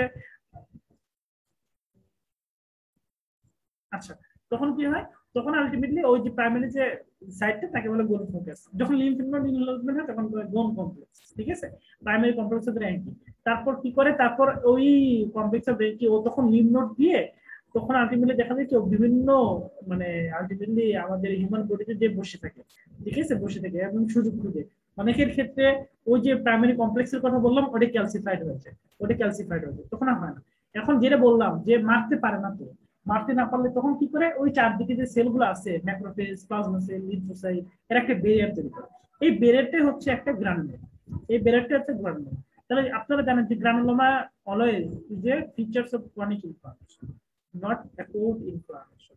তার মানে গ্রানুলোমা কি একটা ক্রনিক ইনফ্লামেশনের একটা ফিচার। তার মানে গ্রানুলোমা হলে তখন কি হবে, একটা ক্রনিক ইনফ্লামেশনের একটা জিনিসগুলো আসবে। টিবি হচ্ছে প্যাথোলজিওলজি এরকমই, টুকটাক এরকমই। হ্যাঁ, যাই হোক, কথা হচ্ছে আমি যেটা বললাম, বললাম বলতে আসলে আমি রিসেন্ট একটি কথা বলি, আসলে রিসেন্ট একটা কথা বলি। হ্যাঁ, রিসেন্ট জিনিসটা কি হয়েছে, আমি হলে গেছি, আমার একটা জুনিয়র, বুঝছেন, এই জুনিয়র সে মানে তার একটা লিম্ব নোড ইনভলভমেন্ট, আমি আসলে এরকম পাত্র দিইনি। সে আমাকে বলতেছে ভাই আমার তো লিম্ব নোড ইনভলভমেন্ট। হ্যাঁ, আমি বললাম যে এটা কিছু না, এটা নর্মাল এই সময়। বলতেছে না ভাই আপনার কেমন যেন লাগে, আমি পিপিটি করে আসি। পিপিটি করে মানে বুঝতেছেন তো, মানে কি পিউরিফাইড প্রোটিন ডেরিভেটিভ, মানে এমপি টেস্ট বলে যেটা। ঠিক আছে, সে এমপি টেস্ট করে আসে। আমি বললাম যে এমপি টেস্ট করা কি দরকার ছিল, এমপি টেস্ট কেন করছে? না ভাই আমাদের কেমন লাগতেছিল। ঠিক আছে, এখন কথা হচ্ছে যে বললাম ঠিক আছে করছে ভালো, আমি তো ওর সাথে একটু মানে ফাইজলামি বললাম যে টিভি হয়েছে কি করবা, হ্যাঁ এখন কি করবো, কিন্তু আর কিন্তু কোনো ইভিনিং রাইজ অফ টেম্পারেচার ছিল না। তারপর হচ্ছে ওয়েট লস এর কথাও তেমন বলে নাই, দেখে ওদের যে ওয়েট লস হইতো এটা বোঝা যায় না আসলে, বুঝছেন। এর জন্য আমার কাছে এই জিনিসটা সন্দেহ হয়। তার কাফেও নাই, হেমোপ্যাথি কিছুই নাই, শুধু লিম্ফ নোডের কথা বলছে, তাও অল্প অনেকদিন ধরে, ফার্স্ট ইয়ার থেকে সে এরকম বলে সমস্যা। দেখ পরবর্তীতে সে আমি আমি তো হাসাহাসি করলাম, ইয়ার কি করলাম, ওকে কিছু হবে না। কিন্তু পরের দিন আমি তার দুদিন পরে আমি আবার হলে গেছি, পরে বলতে যে বললাম যে কি অবস্থা তোমার, তোমার হচ্ছে কত আসছে ওই পিপিটি করলে, তো ওই একটা আমরা দেখি আর কি বলে ডায়ামিটারটা দেখি কত, আমরা তো জানি যে 5 মিলিমিটার 6 মিলিমিটার, ঠিক আছে, এই জিনিসগুলো হলে পর তখন আমরা বলি। কিন্তু মজার কথা হচ্ছে ওর ডায়ামিটার আসে 18 মিলিমিটার, 18 মিলিমিটার। আমি তো আকাশ থেকে বললাম, আল্লাহ কি বলে, আমি কালকে বললাম কিছু হবে না, নর্মাল জিনিস হয়, ঠিক হয়ে যাবে। হ্যাঁ, আমি ওরা ভয় দেখাচ্ছি তোমার এই টাইপের হয়েছে মনে হয়, তুমি এই টাইপের টেস্ট করো, কিন্তু আলটিমেটলি যা দেখি যে কি তার টোটাল এই জিনিসটা কি তার আমি তো তখন সিরিয়াস এমন হলো তখন তার হিস্ট্রি নাম দেখো কি তোমার কি আলটিমেটলি তোমার এক্সপোজার হিস্ট্রি আছে নাকি, কিংবা তোমার আশেপাশে কি টিভি বসবাস নাকি। হ্যাঁ ভাই, আমার বাবার টিভি ছিল, আমার খারাপ টিভি ছিল, আমার ফুকুর টিভি ছিল, মানে আশেপাশে টিভিটা কি, টিভিটা তার শরীরে ল্যাটেন্ট অবস্থায় আছে, সে এখনো কি হয় না, সে আপার হ্যান্ডে যায় না, ঠিক আছে, ল্যাটেন্ট অবস্থায় আছে। তাহলে একই কথা ল্যাটেন্ট টিভি, ঠিক আছে, এটাকে ল্যাটেন্ট টিভি, যে কোনো সময় সে ক্লিয়ার আপ করবে টিভিটা, ঠিক আছে। এবং এই ল্যাটেন্ট টিভি যেটা বললাম কিভাবে বুঝতে পারে, একটা হচ্ছে এমটি টেস্ট আর একটা হচ্ছে ইগ্রা, ইগ্রা দিয়ে বোঝা যায়। তো এই এমটি টেস্ট দেওয়ার পরে ল্যাটেন্ট টিভি এটা দিয়েও বোঝা যায় আর কি, ঠিক আছে, এটা একটু মাথায় রাখতে হবে আর কি, যে জিনিসটা বললাম আর কি। The estimated lifetime risks of developing disease after primary infection is 10%. তাহলে দেখেন ওর কিন্তু প্রাইমারি একটা ইনফেকশন থাকার সম্ভাবনা ছিল এবং আছে, হয়তো এমন হইতে পারে তার অনেক আগে তার একটা প্রাইমারি টিবি হয়েছে, তারপরে কি বেশিরভাগ ক্ষেত্রে ক্যালসিফিকেশন হয়, যেটা বললাম প্রাইমারি টিবি তো হইলো, গ্রানুলোমা হইলো, বেশিরভাগ ক্ষেত্রে ওই জায়গাটা ক্যালসিফাইড হয়ে যায়, তাহলে ওইটা হয় না। আর কিছু কিছু পেশেন্টের ক্ষেত্রে ওই টিবিটা বিভিন্ন জায়গায় ছড়ায় যায়, প্রাইমারি থেকে ছড়ায় যায়, তখন মিলিয়ারি টিবি বলে আমরা, ঠিক আছে। এখন কথা হচ্ছে যে একটা জিনিস যে প্রাইমারি টিবি হলো, প্রাইমারি টিবি যাদের হয় তাদের ক্ষেত্রে যে জিনিসটা বলো, অনেক ক্ষেত্রে ছড়ায় যাওয়ার পরে বসে থাকে, হ্যাঁ বসে থাকে, অথবা দেখা যাচ্ছে যে সে ডরমেন্ট অবস্থায় থাকে, সে তখন অ্যাক্টিভিটি দেখে না। কিন্তু বডি যখন ইমিউনিটি লস করে তখন সে আবার আপার হ্যান্ড দেয়, আপার হ্যান্ড দিলে তখন কিন্তু একটা পেশেন্ট টিবি নিয়ে আসতে পারে। এর জন্য বলছে the estimated life time risk of developing disease after primary infection. একদিন প্রাইমারি ইনফেকশন হয়ে গেছে, মনে করতেছে আমি ভালো, কিন্তু দেখা যাচ্ছে তার ওই যে জিনিস ভালো বলছে কিন্তু টিবিতে ঘাপটি মেরেছিল, ও তখন প্রকাশ করা নাই, কিন্তু অ্যারাউন্ড 10% এর ক্ষেত্রে কিন্তু এই ডিজিজটা আবার ফেলে করতে পারে, এবং সাধারণত বলা হয় ইউজুয়াল 2 বছরের ভিতরেই করে, ঠিক আছে।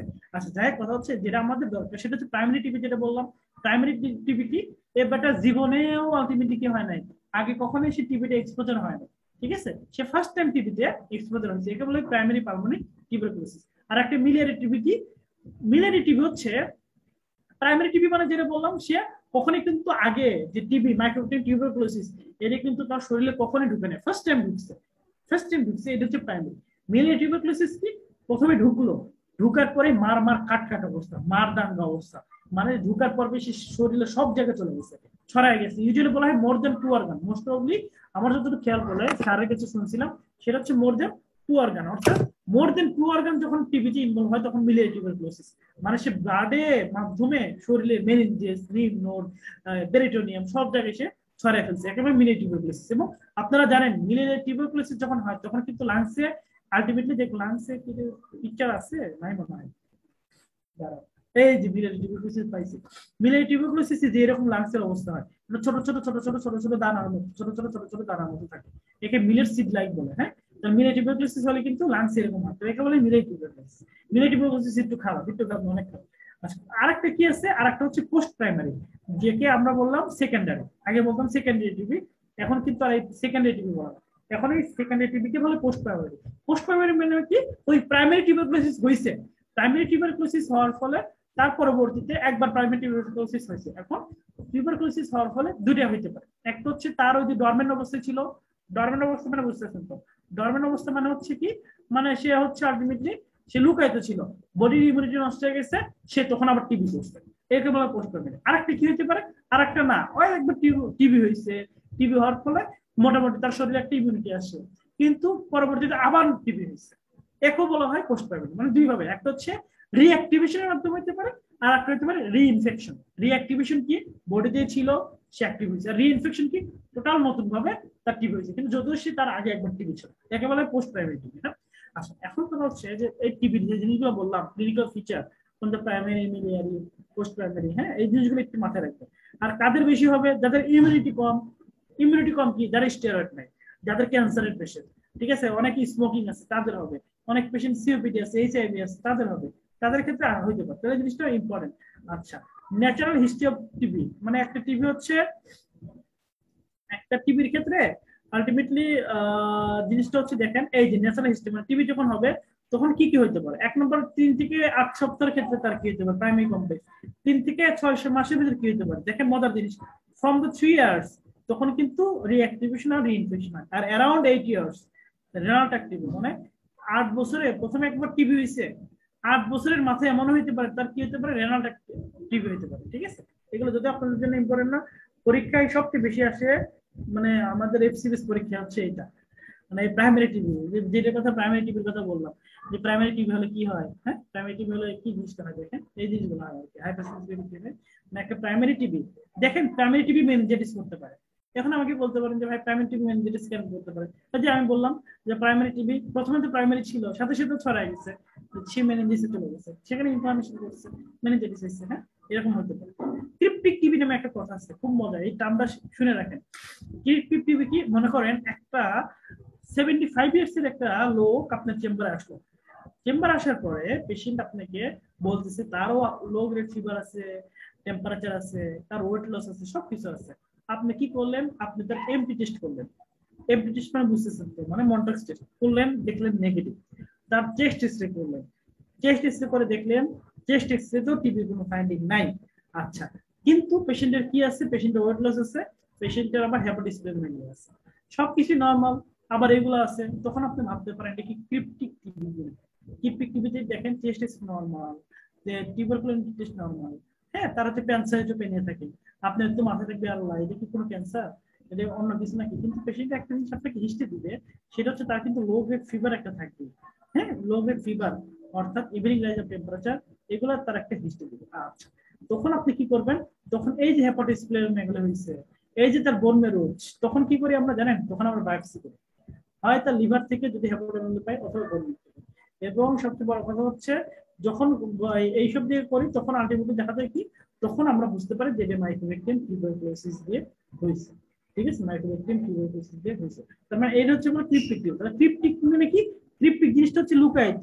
ঠিক আছে, ক্রিপ্টিক টিউবারকুলোসিস জিনিসটা কি, এটা হচ্ছে লুকায়িত, এটা একটু মাথায় রাখবেন। একটা পেশেন্টের যখন টেস্ট নরমাল, তার আলটিমেটলি টিউবারকুলোসিস টেস্ট নেগেটিভ, ঠিক আছে সবকিছু নরমাল নেগেটিভ, কিন্তু দেখা যাচ্ছে তার ওয়েট লস আছে, হেপাটাইটিস বি আছে। ঠিক আছে, আপনি এই করে দেখছেন, তার যে অর্গানোমেগালি সেখান থেকে দেখছেন, সেখানে মাইক্রোটিউব, এটা হলো টিক মানে লুকায়িত টিক। আচ্ছা, দরকার নাই, আমাদের পরীক্ষার জন্য আসে, পরীক্ষার জন্য important clinical presentation of the pulmonary tuberculosis, সাদা মুখস্থ, একবারে কোনো কথা নাই। পালমোনারি টিউবারকুলোসিস কিভাবে আসতে পারে, অ্যাসিম্পটোমেটিক ভাবে আসতে পারে, মানে তার কিছুই হয় নাই, তার কি চেস্ট এসে দেখছেন যে তার টিবি, কেমন হইতে পারে, তার কি হতে পারে, নিউমোথোরাক্স নিয়ে আসতে পারে, টিবি বুঝে নাই কিন্তু তার নিউমোথোরাক্সে বসে আছে, আসতে পারে। একটা পেশেন্ট যে যেটা বললাম নিউমোনিয়া নিয়ে আসতে পারে, আনরিজলভ নিউমোনিয়া, অর্থাৎ তার নিউমোনিয়া তো আছে, সাথে সাথে টিবিও আছে। ঠিক আছে, টিবিটা কি করতেছে, টিবিটা আলটিমেটলি নিউমোনিয়াটাকে আরো অ্যাগ্রিভেট করতেছে, আপনি অ্যান্টিবায়োটিক দিচ্ছেন আর সারতেছে না, কারণ টিবি আলটিমেটলি জিনিসটা কি করতেছে, সে পটেনশিয়েট করতেছে। ঠিক আছে, ওইটা রিজলভ হচ্ছে না, তাহলে এটা একটা কি হতে পারে, টিবি হতে পারে, এই জিনিসগুলো মাথায় রাখতে হবে। আবার হচ্ছে কমপ্লিকেশন কি, এই যে হিমোপ্টাইসিস, পালমোনারি প্লিফিউশন, ক্যালসিফিকেশন, অবস্ট্রাকশন সব হইতে পারে। একটু আগে আমি বলছিলাম কি, একটু আগে আমি বলছিলাম সেটা হচ্ছে আপনাদের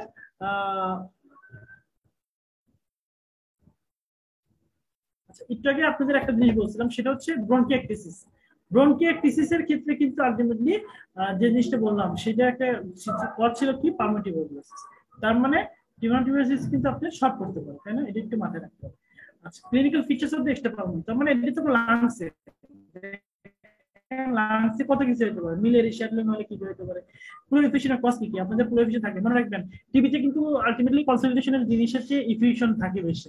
তার মানে আপনার কাছে যে পেশেন্ট লং কেসে টিবি নিয়ে থাকবে, তাহলে টিবির ক্ষেত্রে আমি বলে দিই, 1 নম্বর জিনিস, মানে কয়েকটা জিনিস বলে দিই। 1 নম্বর জিনিস আপনাকে কয়েকটা জিনিস মানে নিয়ে আসতে হবে। 1 নম্বর, তার হচ্ছে evening rise of temperature, low grade fever, তার ওয়েট লস, তারপর তার একটা এক্সপোজার একটা হিস্ট্রি থাকবে, তার কাপ উইথ হিমোপ্টাইসিস থাকবে ইউজুয়ালি। আচ্ছা, এখন কথা হচ্ছে এইসবের সাথে সাথে পেশেন্টের আর একটা জিনিস ইম্পর্টেন্ট, সেটা হচ্ছে তার ইফিউশন থাকার সম্ভাবনা খুব বেশি। এখানে কিন্তু কনসলিডেশন কি থাকার সম্ভাবনা বেশি, এফিশিয়েন্ট। তার পুরো এফিশিয়েন্ট যে ফিচার গুলো থাকে, স্টোনিডাল, তারপর বেডসন ডিমিনিশ, তারপর ভোকাল ফেমিনাইজ, ভোকাল রিজোনেন্স ডিমিনিশ, সেগুলো কিন্তু এখানে আপনাকে প্রেজেন্ট করে নিয়ে আসতে হবে। ঠিক আছে, যদি এফিশিয়েন্ট থাকে, এটা একটু মাথায় রাখতে হবে। আচ্ছা, এখন আমি তো বললাম এটা কি লাংস এর কথা, লাংস ছাড়া হইতে পারে না। আমি তো আপনাকে বললাম লাংস ছাড়া হইতে পারে, লিম মধ্যে হইতে পারে। আর একটা ইম্পর্টেন্ট জিআইটি, আমরা জিআইটি বলি আর কি, অ্যাবডোমিনাল টিবি যেটা বললাম, অ্যাবডোমিনাল টিবি কিন্তু হতে পারে। অ্যাবডোমিনাল টিবি হলে তখন এসআইটিস হয়, পেরিটোনিয়াল টিবি হলে এসআইটিস হয়। এখন একটা জিনিস তারা ধরে, সেটা হচ্ছে কোন লিম্ফ নোডে সবচেয়ে বেশি হয়। সাধারণত এটা সার্ভাইকাল লিম্ফ নোডে মোস্টলি বেশি হয়। সার্ভাইকাল লিম্ফ নোডে কোন জিআইটির কোন রিজনে সবচেয়ে বেশি হয়, সেটা হচ্ছে আলোসিক্যাল রিজনে সবচেয়ে বেশি হয়। আলোসিক্যাল রিজনে সবচেয়ে বেশি হয়। পেরিকার্ডিয়ামে হইতে পারে, মেনিনজিসে হইতে পারে। দেখেন খুব সুন্দর একটা জিনিস, সব জিনিসে হইতে পারে। ক্রেনিয়াল নার্ভ থেকে শুরু করে আর্থ্রাইটিস, অ্যানোরেক্টা, ওটা কোনো জায়গায় ছাড়ে না। Weight loss, fever, night sweat, দেখছেন যেন নাইট সোয়েট দিচ্ছে, নাইট সোয়েটে দিয়ে আছে। মানে নাইট সোয়েটটা কত ইম্পর্টেন্ট, তাই না? হিস্ট্রিতে নিয়ে আসা কত ইম্পর্টেন্ট, সারা জিজ্ঞাসা করে যে নাইট সোয়েট। আচ্ছা, ক্রেনিয়াল নার্ভ হতে পারে, বোন জয়েন্ট হতে পারে। এখন আপনাদের একটা জিনিস মজার জিনিস বলে রাখি, সেটা হচ্ছে এই টিবি, এই টিবি যখন, এখানে একটা জিনিস রিডিং দেন, আপনি যদি বলে দিয়ে যেটা সার্জারিতে পড়বেন, একটা হচ্ছে কলার স্টাড অ্যাবসেস। কলার স্টাড অ্যাবসেস মানে যে সার্ভাইকাল রিজনে যখন টিবিটা হয় তখন কলার স্টাড অ্যাবসেস তৈরি করে।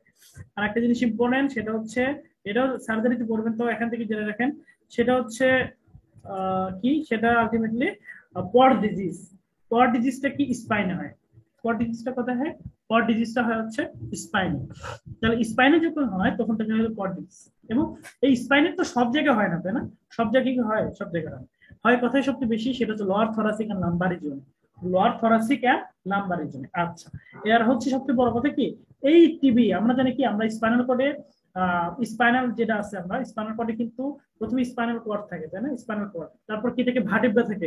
ভার্টিব্রার মাঝখানে কি থাকে, ইন্টারভার্টিব্রাল ডিস্ক থাকে, তাই না? ইন্টারভার্টিব্রাল ডিস্ক থাকে। এখন একটা জিনিস মাথায় রাখতে হবে, সেটা হচ্ছে এই যে টিবি যে এফেক্ট করে, টিবি যখন এফেক্ট করে, সেই টিবি কিন্তু এফেক্টের শুরু হয় ইন্টারভার্টিব্রাল ডিস্ক দিয়ে। এটা কিন্তু একেবারে আপার লেভেলের কথাবার্তা। এটা কিন্তু পরীক্ষা হলে যদি মানে শুনে যে আপনি এগুলো পারতেছেন, মানে তখন কিন্তু স্যার বুঝে দেবে আপনি পুরো ডেভিয়েশন করে আসেন। ঠিক আছে, অর্থাৎ প্রথম হচ্ছে টিবি আলটিমেটলি এই যে স্পাইনে হয়, সেটা লোয়ার থরাসিক এন্ড আপার লাম্বারের জন্য। কোথায় হয়, সেটা শুরু হয় ডিস্ক দিয়ে, ইন্টারভার্টিব্রাল ডিস্ক দিয়ে। সেখানে ইন্টারভার্টিব্রাল ডিস্ক হয় ডিস্কাইটিস, তারপর এটা ভার্টেব্রাল বডিকে অ্যাটাক করে। কিন্তু এখন যদি আপনি মনে করেন, একটা ক্যান্সারও তো অনেক সময় কি হয়, বডিতে মেটাস্টেসিস করে, তাই না? মাল্টিপল মায়োলোমা সহ অন্যান্য বোন ক্যান্সার আছে, সেগুলো কি হয়, আপনি ভার্টেব্রাল কলাম স্পাইনে কিন্তু অ্যাটাক করতে পারে। কিন্তু যখন একটা ম্যালিগনেন্সি, যখন মানে হয় আর কি স্পাইনাল কোডে, সেটা অ্যাটাক করা হচ্ছে ভার্টেব্রাল বডিতে। মানে টিবি অ্যাটাক করে কোথায় সর্বপ্রথম, ইন্টারভার্টাল ডিস্কে। আর ম্যালিগনেন্সি কোথায় অ্যাটাক করে সর্বপ্রথম, ইন্টারভার্টাল বডিতে। ঠিক আছে, প্রথমেই বডিতে অ্যাটাক করে, আর ওটা করে ডিস্কে। প্রথমে ডিস্কে অ্যাটাক করে, তারপর আস্তে আস্তে বডিতে যায়। এই জিনিসটা একটু মাথায় রাখবেন, কোথায় সবচেয়ে বেশি হয়, যেটা বললাম lower thoracic and lumbar region. ঠিক আছে, lower thoracic and lumbar region. এবং এই থরাসিক রিজনে সবচেয়ে বেশি ম্যালিগনেন্সি হয়। ঠিক আছে, ম্যালিগনেন্সি। আচ্ছা, এরপরে কি, এরপর হচ্ছে কনসেপ্ট সার্টিফিকেট, এগুলো আমাদের দরকার নেই। আসেন সবচেয়ে ইম্পর্টেন্ট, সেটা হচ্ছে ডায়াগনোসিস। আজীবন করে আসছেন, তাই না? স্পুটাম করে, তারপর হচ্ছে তার কি নেই, তারপর সেখান থেকে স্পুটাম নিয়ে করি। হ্যাঁ, বাচ্চাদের ক্ষেত্রে গ্যাস্ট্রিক লেভিস দিই, বাচ্চাদের ক্ষেত্রে যার কথা হচ্ছে আমরা ফ্লুইড দেখি। ঠিক আছে, তারপর হচ্ছে আমরা জিল নেলসন, ওরামিন, ফ্লোরোসেন, সলিড মিডিয়া, লোহেস্টেন, ডেন্সিক মিডিয়া আজীবন করে আসি। এগুলো তো ভুল করা যাবে না। লিকুইড মিডিয়া 4 থেকে 6 সপ্তাহ লাগে, লিকুইড মিডিয়াতে কম লাগে। ঠিক আছে, আপনাদের ক্ষেত্রে আমি যে জিনিসটা বলবো, এগুলো তো পড়বেন, ঠাড়া মুখস্থ করবেন, কোনো কথা নাই, এটা সবই জানেন। যেমন একটা পেশেন্টের চেস্ট এক্সরে করবে, একটা পেশেন্টের ইফিউশন আছে, সেখান থেকে ইফিউশনটা পরীক্ষা করবেন। আমি এর আগে ক্লাসে পড়ছি, দেখছেন না? ফ্লুইড ইফিউশন আছে, সেটা আমরা কি করছি, সেটা আমরা কালচার করছি, দেখছি মাইক্রোফ্লুইড পাবে। তার মানে ফ্লুইড থাকলে বায়োপসি করলে বায়োপসি করবো। টিপিটিভিতে কি করলাম, তো অর্গান বায়োপসি করছে, মানে এগুলো করতে হবে। কিন্তু একটা জিনিস মজার জিনিস, সেই জিনিসটা মানে একটা আমাদের একটা মানে জাস্ট রিসেন্ট একটা কাহিনী শুনলাম। আমাদের মেডিকেলের এক ছোট ভাই, ওর ওয়েট লস, শুধু ওয়েট লস, বুঝছেন? ওর ওয়েট লস, আর মনে হয় অ্যাসাইটিস কিছুটা ছিল। সব ডায়াগনোসিস করছে নেগেটিভ, সব ডায়াগনোসিস নেগেটিভ আসছে টিবির জন্য। টিবির জন্য প্রত্যেকটা ডায়াগনোসিস নেগেটিভ, তার চেস্ট এক্সরে থেকে শুরু করে তার ফ্লুইড, তার মানে কি বলবো আর কি, কালচার, তার হচ্ছে মাইক্রোবায়োলজিক্যাল গ্রাম স্টেনিং, এবি স্টেনিং, সব করছে, সব নেগেটিভ। স্যাররা তো এখন চিন্তা ভাবনা করতেছে তাকে ল্যাপারেটমি করবে। ল্যাপারেটমি করে দেখবে যে তার যদি একটু অ্যাসাইটিস আছে, তাহলে ওইটা দেখবে আর কি, যে পেরিটোনিয়ামের অবস্থাটা দেখবে। ঠিক আছে।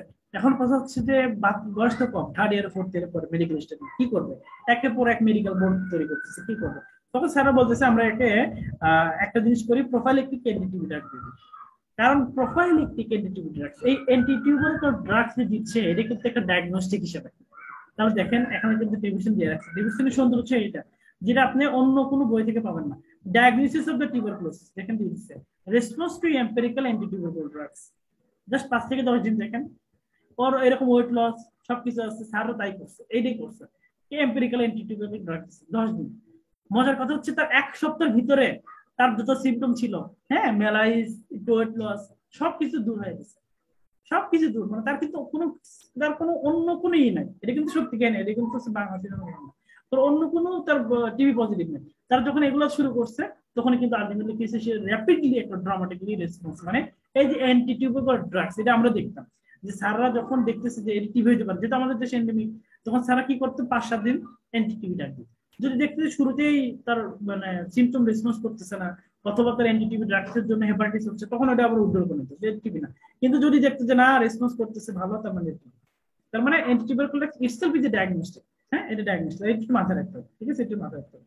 সবচেয়ে ভালো কি, এই আমি দেখাই দিচ্ছি কালচার, যতই আপনি স্টেনিং করেন, এফবি স্টেনিং করেন, যতই আপনি জিন এক্সপার্ট করেন, জিন এক্সপার্ট এখন করেন, সবচেয়ে বড় কথা হচ্ছে আপনাকে কথায় আসতে হবে, আপনাকে আসতে হবে কালচার, কালচারের বিকল্প নেই, ঠিক আছে, আপনার কিন্তু কালচারের বিকল্প নেই, কালচার করতে হবে, ঠিক আছে, স্টুডেন্ট কালচার।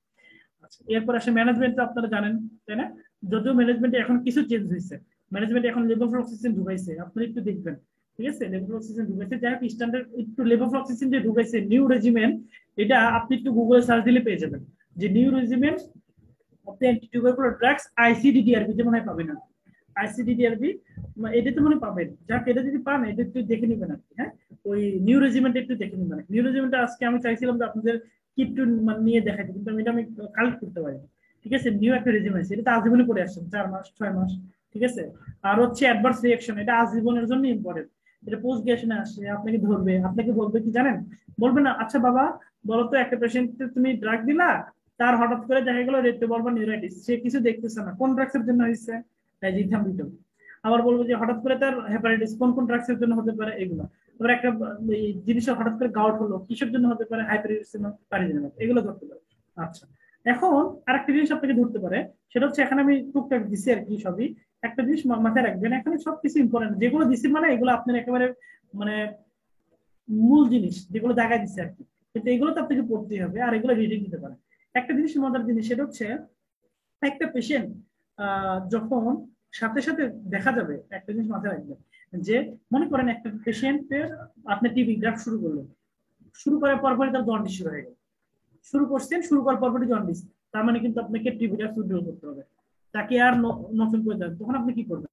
তখন একটা পেশেন্টের যখন টিবি ড্রাগস দিলেন, হেপাটাইটিস হলো, তখন আপনি কিছুদিন ওয়েট করবেন, তার কি করবেন, তারপর হচ্ছে লিভার ফাংশন করবেন, দেখবেন নর্মাল, তখন আবার টিবি ড্রাগস দিবেন, এবং অন বাই ওয়ান মানে বুঝতেছেন, প্রথমে আইসোনাইজিক ডিফারেন্সিয়েশন দিলেন, তারপর প্যারাজিনামেট দিলেন, তারপর আস্তে আস্তে এটা দিবেন। কিন্তু যদি দেখেন একটা ড্রাগস তো অন বাই ওয়ান দিলে কিন্তু কিছুদিন পর ভিতরে বুঝতে পারবেন যে ড্রাগসের জন্য হেপাটাইটিস হয়েছে, যে দেখতেছে এই ড্রাগসের জন্য আমার হেপাটাইটিস হলো, তখন যে ড্রাগসের জন্য হচ্ছে সেটা উদ্ধার করে দিতে হবে, সেটার পরবর্তী সেকেন্ড লাইন ট্রিটমেন্ট।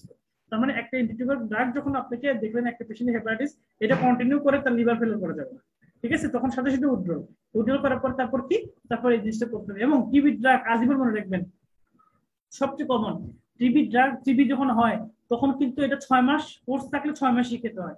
আবার মেনিনজাল টিবি যেটা 12 মাস খেতে হয়, মেনিনজাল টিবিতে কি 12 মাস খেতে হয়। এবং এই টিবি ড্রাগ সবচেয়ে মারাত্মক হয় কি জানেন, এই সবচেয়ে মারাত্মক যে জিনিসটা সেটা হচ্ছে পেশেন্টটা 2 মাস 3 মাস পরে খুব ভালো মনে করে টিবি ড্রাগ, তার মনে করে আমি অনেক ভালো আছি। আজকে একটা পেশেন্ট আসছে অ্যাডমিশন রুমে, মানে মনে করেন যে পেশেন্টের সিকেডি আছে, তার মানে দেখেন সিকেডি পেশেন্ট, ইমিউনো কম্প্রোমাইজড পেশেন্টে দেখলাম পার্মানেন্ট টিউবারকুলোসিস হিস্ট্রি, তাকে বললাম যে তার কি টিবি আছে, তার কোভিডও ছিল, বললাম যে হ্যাঁ, সে বলে হ্যাঁ তার ওয়াইফ, তার মেয়ে আসছিল, বলে হ্যাঁ আমার বাবা টিবি হয়েছে এবং সে এখন খুব ভালো আছে, আর 2 মাসের কোর্স আছে অ্যান্টিটিউবারকুলোসিস, 6 মাসের 2 মাসের। আচ্ছা, এখন এই পেশেন্টটা মানে তার এত মানে রেসপন্স শুনলাম, মানে তার এত খুশি, সে বলতেছে না স্যার খুব ভালো, টিবি স্যার মোটামুটি সেরে গেছে, আর মাত্র 2 মাসের কোর্স আছে, ঠিক হয়ে যাবে। এ যদি এই 2 মাসের যে কোর্স গুলা আছে, এই 2 মাসেরটা যদি এমন হয় যে সে একটা থেকে 2টা দিন মিস করছে, তাহলে কিন্তু তাকে আবার শুরু করে 6 মাসের কোর্সে আসতে হবে। এটা মাথায় রাখবেন। টিউবারকুলোসিসের মেডিকেশন কোনো মাপ নেই, কিন্তু প্রত্যেকটা দিন খেতে হবে। ঠিক আছে, এখন খুশি না, হয়তো বা খুশির ঠেলায় 1 সপ্তাহ খাইলো না, তাহলে কিন্তু টিবি আবার রিঅ্যাক্টিভেশন করে এর চেয়ে খারাপ ভাবে তৈরি হবে। কারণ টিবি ড্রাগ অলওয়েজ মনে রাখবেন, টিবি ড্রাগ শুরু করছেন আপ টু কোর্স শেষ হওয়া পর্যন্ত কিন্তু সারতে হবে। পেশেন্ট যদি হাসুক যতই নাসুক, ঠিক আছে, এটা কিন্তু রোগীদের একটু মাথায় রাখতে হবে। এখানে কিছু কিছু ইম্পর্টেন্ট কথা আমি লিখছি। ট্রিটমেন্ট ফেলিওর কখন বলবো, হ্যাঁ কখন করলে, এগুলো জাস্ট রিডিং দিলে বুঝতে পারবেন। এগুলো আপনাদের যেটা বললাম আর কি, যে একেবারে এক্সট্রা মেরিটাল জন্য আর কি, যারা একেবারে অনার্স পাবেন তাদের জন্য। যদিও সবার একটু জানা উচিত, রিডিং দিলে সব বুঝতে পারবে। আচ্ছা চলেন এবার আমরা যাই। এই যে দেখেন পিপিটি করছে, এই যে পিপিটি যে করে দেখছেন, ওর পিপিটি 18 আসছে। এখন ওর মনে এনটিটিভিটা শুরু করবে, মানে আমার ছোট ভাই আর কি, বুঝছেন। কিন্তু আমি এটা বলছি তাও, যে স্যার কি শুরু করি একটু আমাকে জানাইতে। ঠিক আছে, মোস্ট প্রবাবলি শুরু করবে আর কি, ও 6 মাসের কোর্স দিবে। কারণ এই জিনিসটা দেখেন, পিপিটি পিপিটি দেখছেন। ভাই বলে হ্যাঁ হ্যাঁ ভাই হ্যাঁ, বলো অর্ক বলো। বলতেছি যে আপনার যে ছোট ভাই ভাই তো মানে মেডিকেলে পড়ে, এখন হ্যাঁ মেডিকেলে তার হলে থাকলে পারে তো হলের অন্যান্য স্টুডেন্টদেরও তো এক্সপোজ হয়ে ওখান থেকে টিভি পড়বে, তাই না? আসলে প্রিভেনশন শোনো, কি করবে? এখন এটা তো ঠিক, প্রিভেনশন ভালো। আসলে এখন সবচেয়ে বড় কথা কি, আমরা সবাই টিভির ভিতরে আছি, তুমি যে অডে যাও আমি যে অডে যাই, এই যে কোভিড দেখতেছি, এটা আসলে কি সবাই এক্সপোজারের ভিতরে আছে। হ্যাঁ, আমাদের যে হসপিটাল এনভায়রনমেন্ট, মোরালেস কিন্তু আমরা সবাই এক্সপোজার। অতএব সেই চিন্তাটা আসলে আমরা করি না, যদিও আর কিছুদিন আইসোলেশন অথবা একটু আলাদাভাবে থাকা উচিত, কিন্তু সবচেয়ে বড় কথা এটা তো আসলে পসিবল না, পরীক্ষার সামনে থাকবে, তাই না? অনেক কিছু থাকবে, এটা আসলে সম্ভব না। তবে একদিক দিয়ে দেখলে সেটা হচ্ছে করা উচিত। ঠিক আছে, সেটা হচ্ছে এক্সপোজার, সে অলরেডি, যেমন আমি তার সাথে কথা বলছি, তাহলে আলটিমেটলি আমি কিন্তু এক্সপোজার হয়ে গেছি, তাই না? এখন সবচেয়ে বড় কথা, আমরা যেটা বললাম যে টিউবারকুলোসিস আমাদের এন্ডেমিক, আমার তোমার ভিতরেই আছে, কিন্তু এটা আমরা টের পাচ্ছি না। কারণটা জিনিসটা কি, আমাদের ইমিউনিটি স্ট্রং। ঠিক আছে, ইমিউনিটি স্ট্রং, সেই ক্ষেত্রে পাচ্ছি না। এখন আইসোলেশন প্রোটোকলের ক্ষেত্রে আমরা এই জিনিসটা ফলো করি না। ঠিক আছে, কেউই ফলো করি না আসলে। ঠিক আছে, কারণ এই জিনিসটা এত ব্যাপক। আর তুমি যখন হসপিটালে যাও, হসপিটালে গেলে মানে কোভিড, এখন তো সবাই অড়ে যাচ্ছে, অড়ে গেলে তো কোভিড, আমরা প্রত্যেকটা পেশেন্ট এরকম পাই, যে পেশেন্ট গুলো দেখা যাচ্ছে যে ভর্তি হয়েছে নর্মাল ভাবে, এবং আমরা খুব প্রত্যেকদিন ফলো আপ দিচ্ছি। ফলো আপ দেওয়ার পর 2 দিন পরে একটা জ্বর আসছে, যার জন্য জ্বর আসার কারণে এখন তো মাথায় 2টা জিনিস, হয় ডেঙ্গু নয় কোভিড। এবং পরবর্তী দেখা যাচ্ছে যে পরীক্ষা করে দেখি কোভিড, কোভিড পজিটিভ, মানে কি আমি এতদিন এক্সপোজারে ছিলাম। এর জন্য আসলে এইসব জিনিসগুলো মেনটেন করা হসপিটাল খুব কঠিন আর কি। হ্যাঁ, আর যে জিনিস বললাম এটা আসলে যদিও তার উচিত, কিন্তু আসলে এটা সম্ভব হয় না সবার ক্ষেত্রে। আচ্ছা, দরকার নেই এক্সট্রা পালমোনারি অ্যাসপারজিলোমা, এটা আমাদের খুবই দরকার নাই, এটা আসেও না, পরিবেশন আসে না। একটা জিনিস একটু মনে রাখবেন, এই অ্যাসপারজিলোমা হচ্ছে মানে অ্যাসপারজিলোসিস যেটা বলে। অ্যাসপারজিলোসিস জিনিসটা কি, অ্যাসপারজিলোসিস হচ্ছে আমাদের এটা একটা ফাঙ্গাস। ফাঙ্গাস কাদের অ্যাটাক করে, তাদেরকে অ্যাটাক করে যাদের ইমিউনিটি খুবই কম, ইমিউনিটি নাই বললেই নাই, তাদেরকে অ্যাটাক করে। এদের হচ্ছে এটা। আর একটা ইম্পর্টেন্ট জিনিস কি, যাদের হচ্ছে অ্যাজমা, দেখবেন একটা অ্যাজমা পেশেন্ট, ঠিক আছে, অর্থাৎ যার ব্রঙ্কোপালমোনারি অ্যাসপারজিলোসিস আছে, তারা কিন্তু অ্যাজমা নিয়ে প্রেজেন্টেশন করতে পারে। অ্যাজমার মধ্যে যে ফিচার ড্রাই কফ, চেস্ট টাইটনেস, সেগুলো নিতে পারে। অথবা একজনের অ্যাজমা আছে, সে অ্যাজমা আগে তো আসতে হচ্ছে মনে করেন সপ্তাহে 1 বার 2 বার অ্যাটাক করতে, এখন প্রায় প্রত্যেক দিনে অ্যাটাক করছে। হ্যাঁ, এই একটু মাথায় রাখবেন। তাহলে অ্যাজমা থাকলে কিন্তু তাদের ক্ষেত্রে আলটিমেটলি কি হতে পারে, তাদের কিন্তু অ্যাসপারজিলোসিসের সম্ভাবনা বেশি থাকে, এবং তাদের সিমটম গুলো বেশি অ্যাক্টিভেট হয়, এই যে অ্যাজমা। আচ্ছা, মেইন কথা হচ্ছে যারা আলটিমেটলি একটা জিনিস, মজার জিনিস দেখে, এই যে যেটা আমি দেখাতে চাচ্ছি, সেটা হচ্ছে অ্যাসপারজিলোসিস যখন হয়, ফাঙ্গাস দিয়ে যখন হয়। আচ্ছা, একটু আদানটা শেষ হবে, তারপর শুরু করবো।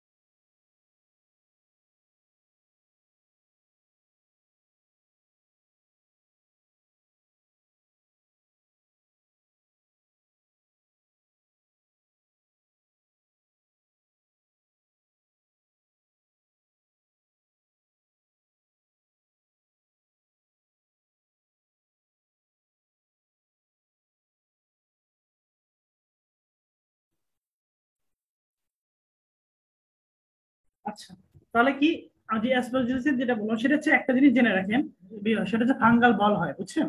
মানে ফাঙ্গাসটা তো যায়, ফাঙ্গাসটা যে সুন্দর মতো বলের মতো একটা শেপ তৈরি করে, এই যে ফাঙ্গাল বল। হ্যাঁ, ফাঙ্গাল বলের মতো হয়, এই যে ফাঙ্গাল বল। ঠিক আছে, ফাঙ্গাল, এই যে ফাঙ্গাল বল, মানে ওই অ্যাসপারজিলাসের ছিল ফাঙ্গাল বলের মতো একটা জিনিস পাওয়া যায়। এটা একটু মাথায় রাখেন, এছাড়া আমাদের খুব বেশি দরকার নেই। আর লাং ক্যান্সার এটাও ইম্পর্টেন্ট, লাং ক্যান্সারটা আপনাদের জন্য মিডিয়াম ইম্পর্টেন্ট, খুব বেশি ইম্পর্টেন্ট বলবো না, কিন্তু জানার জন্য ইম্পর্টেন্ট, কারণ লাং ক্যান্সার হিউজ পাওয়া যায় এখন, বুঝছেন? আর সবচেয়ে মজার কথা কি জানেন, এখন কিন্তু ওমেনদের ভিতরে বাড়তেছে। হ্যাঁ, যারা ফিমেল তাদের ভিতরে কিন্তু লাং ক্যান্সার বাড়তেছে, কারণ কি ফিমেলরা এখন খুব সুন্দর মতো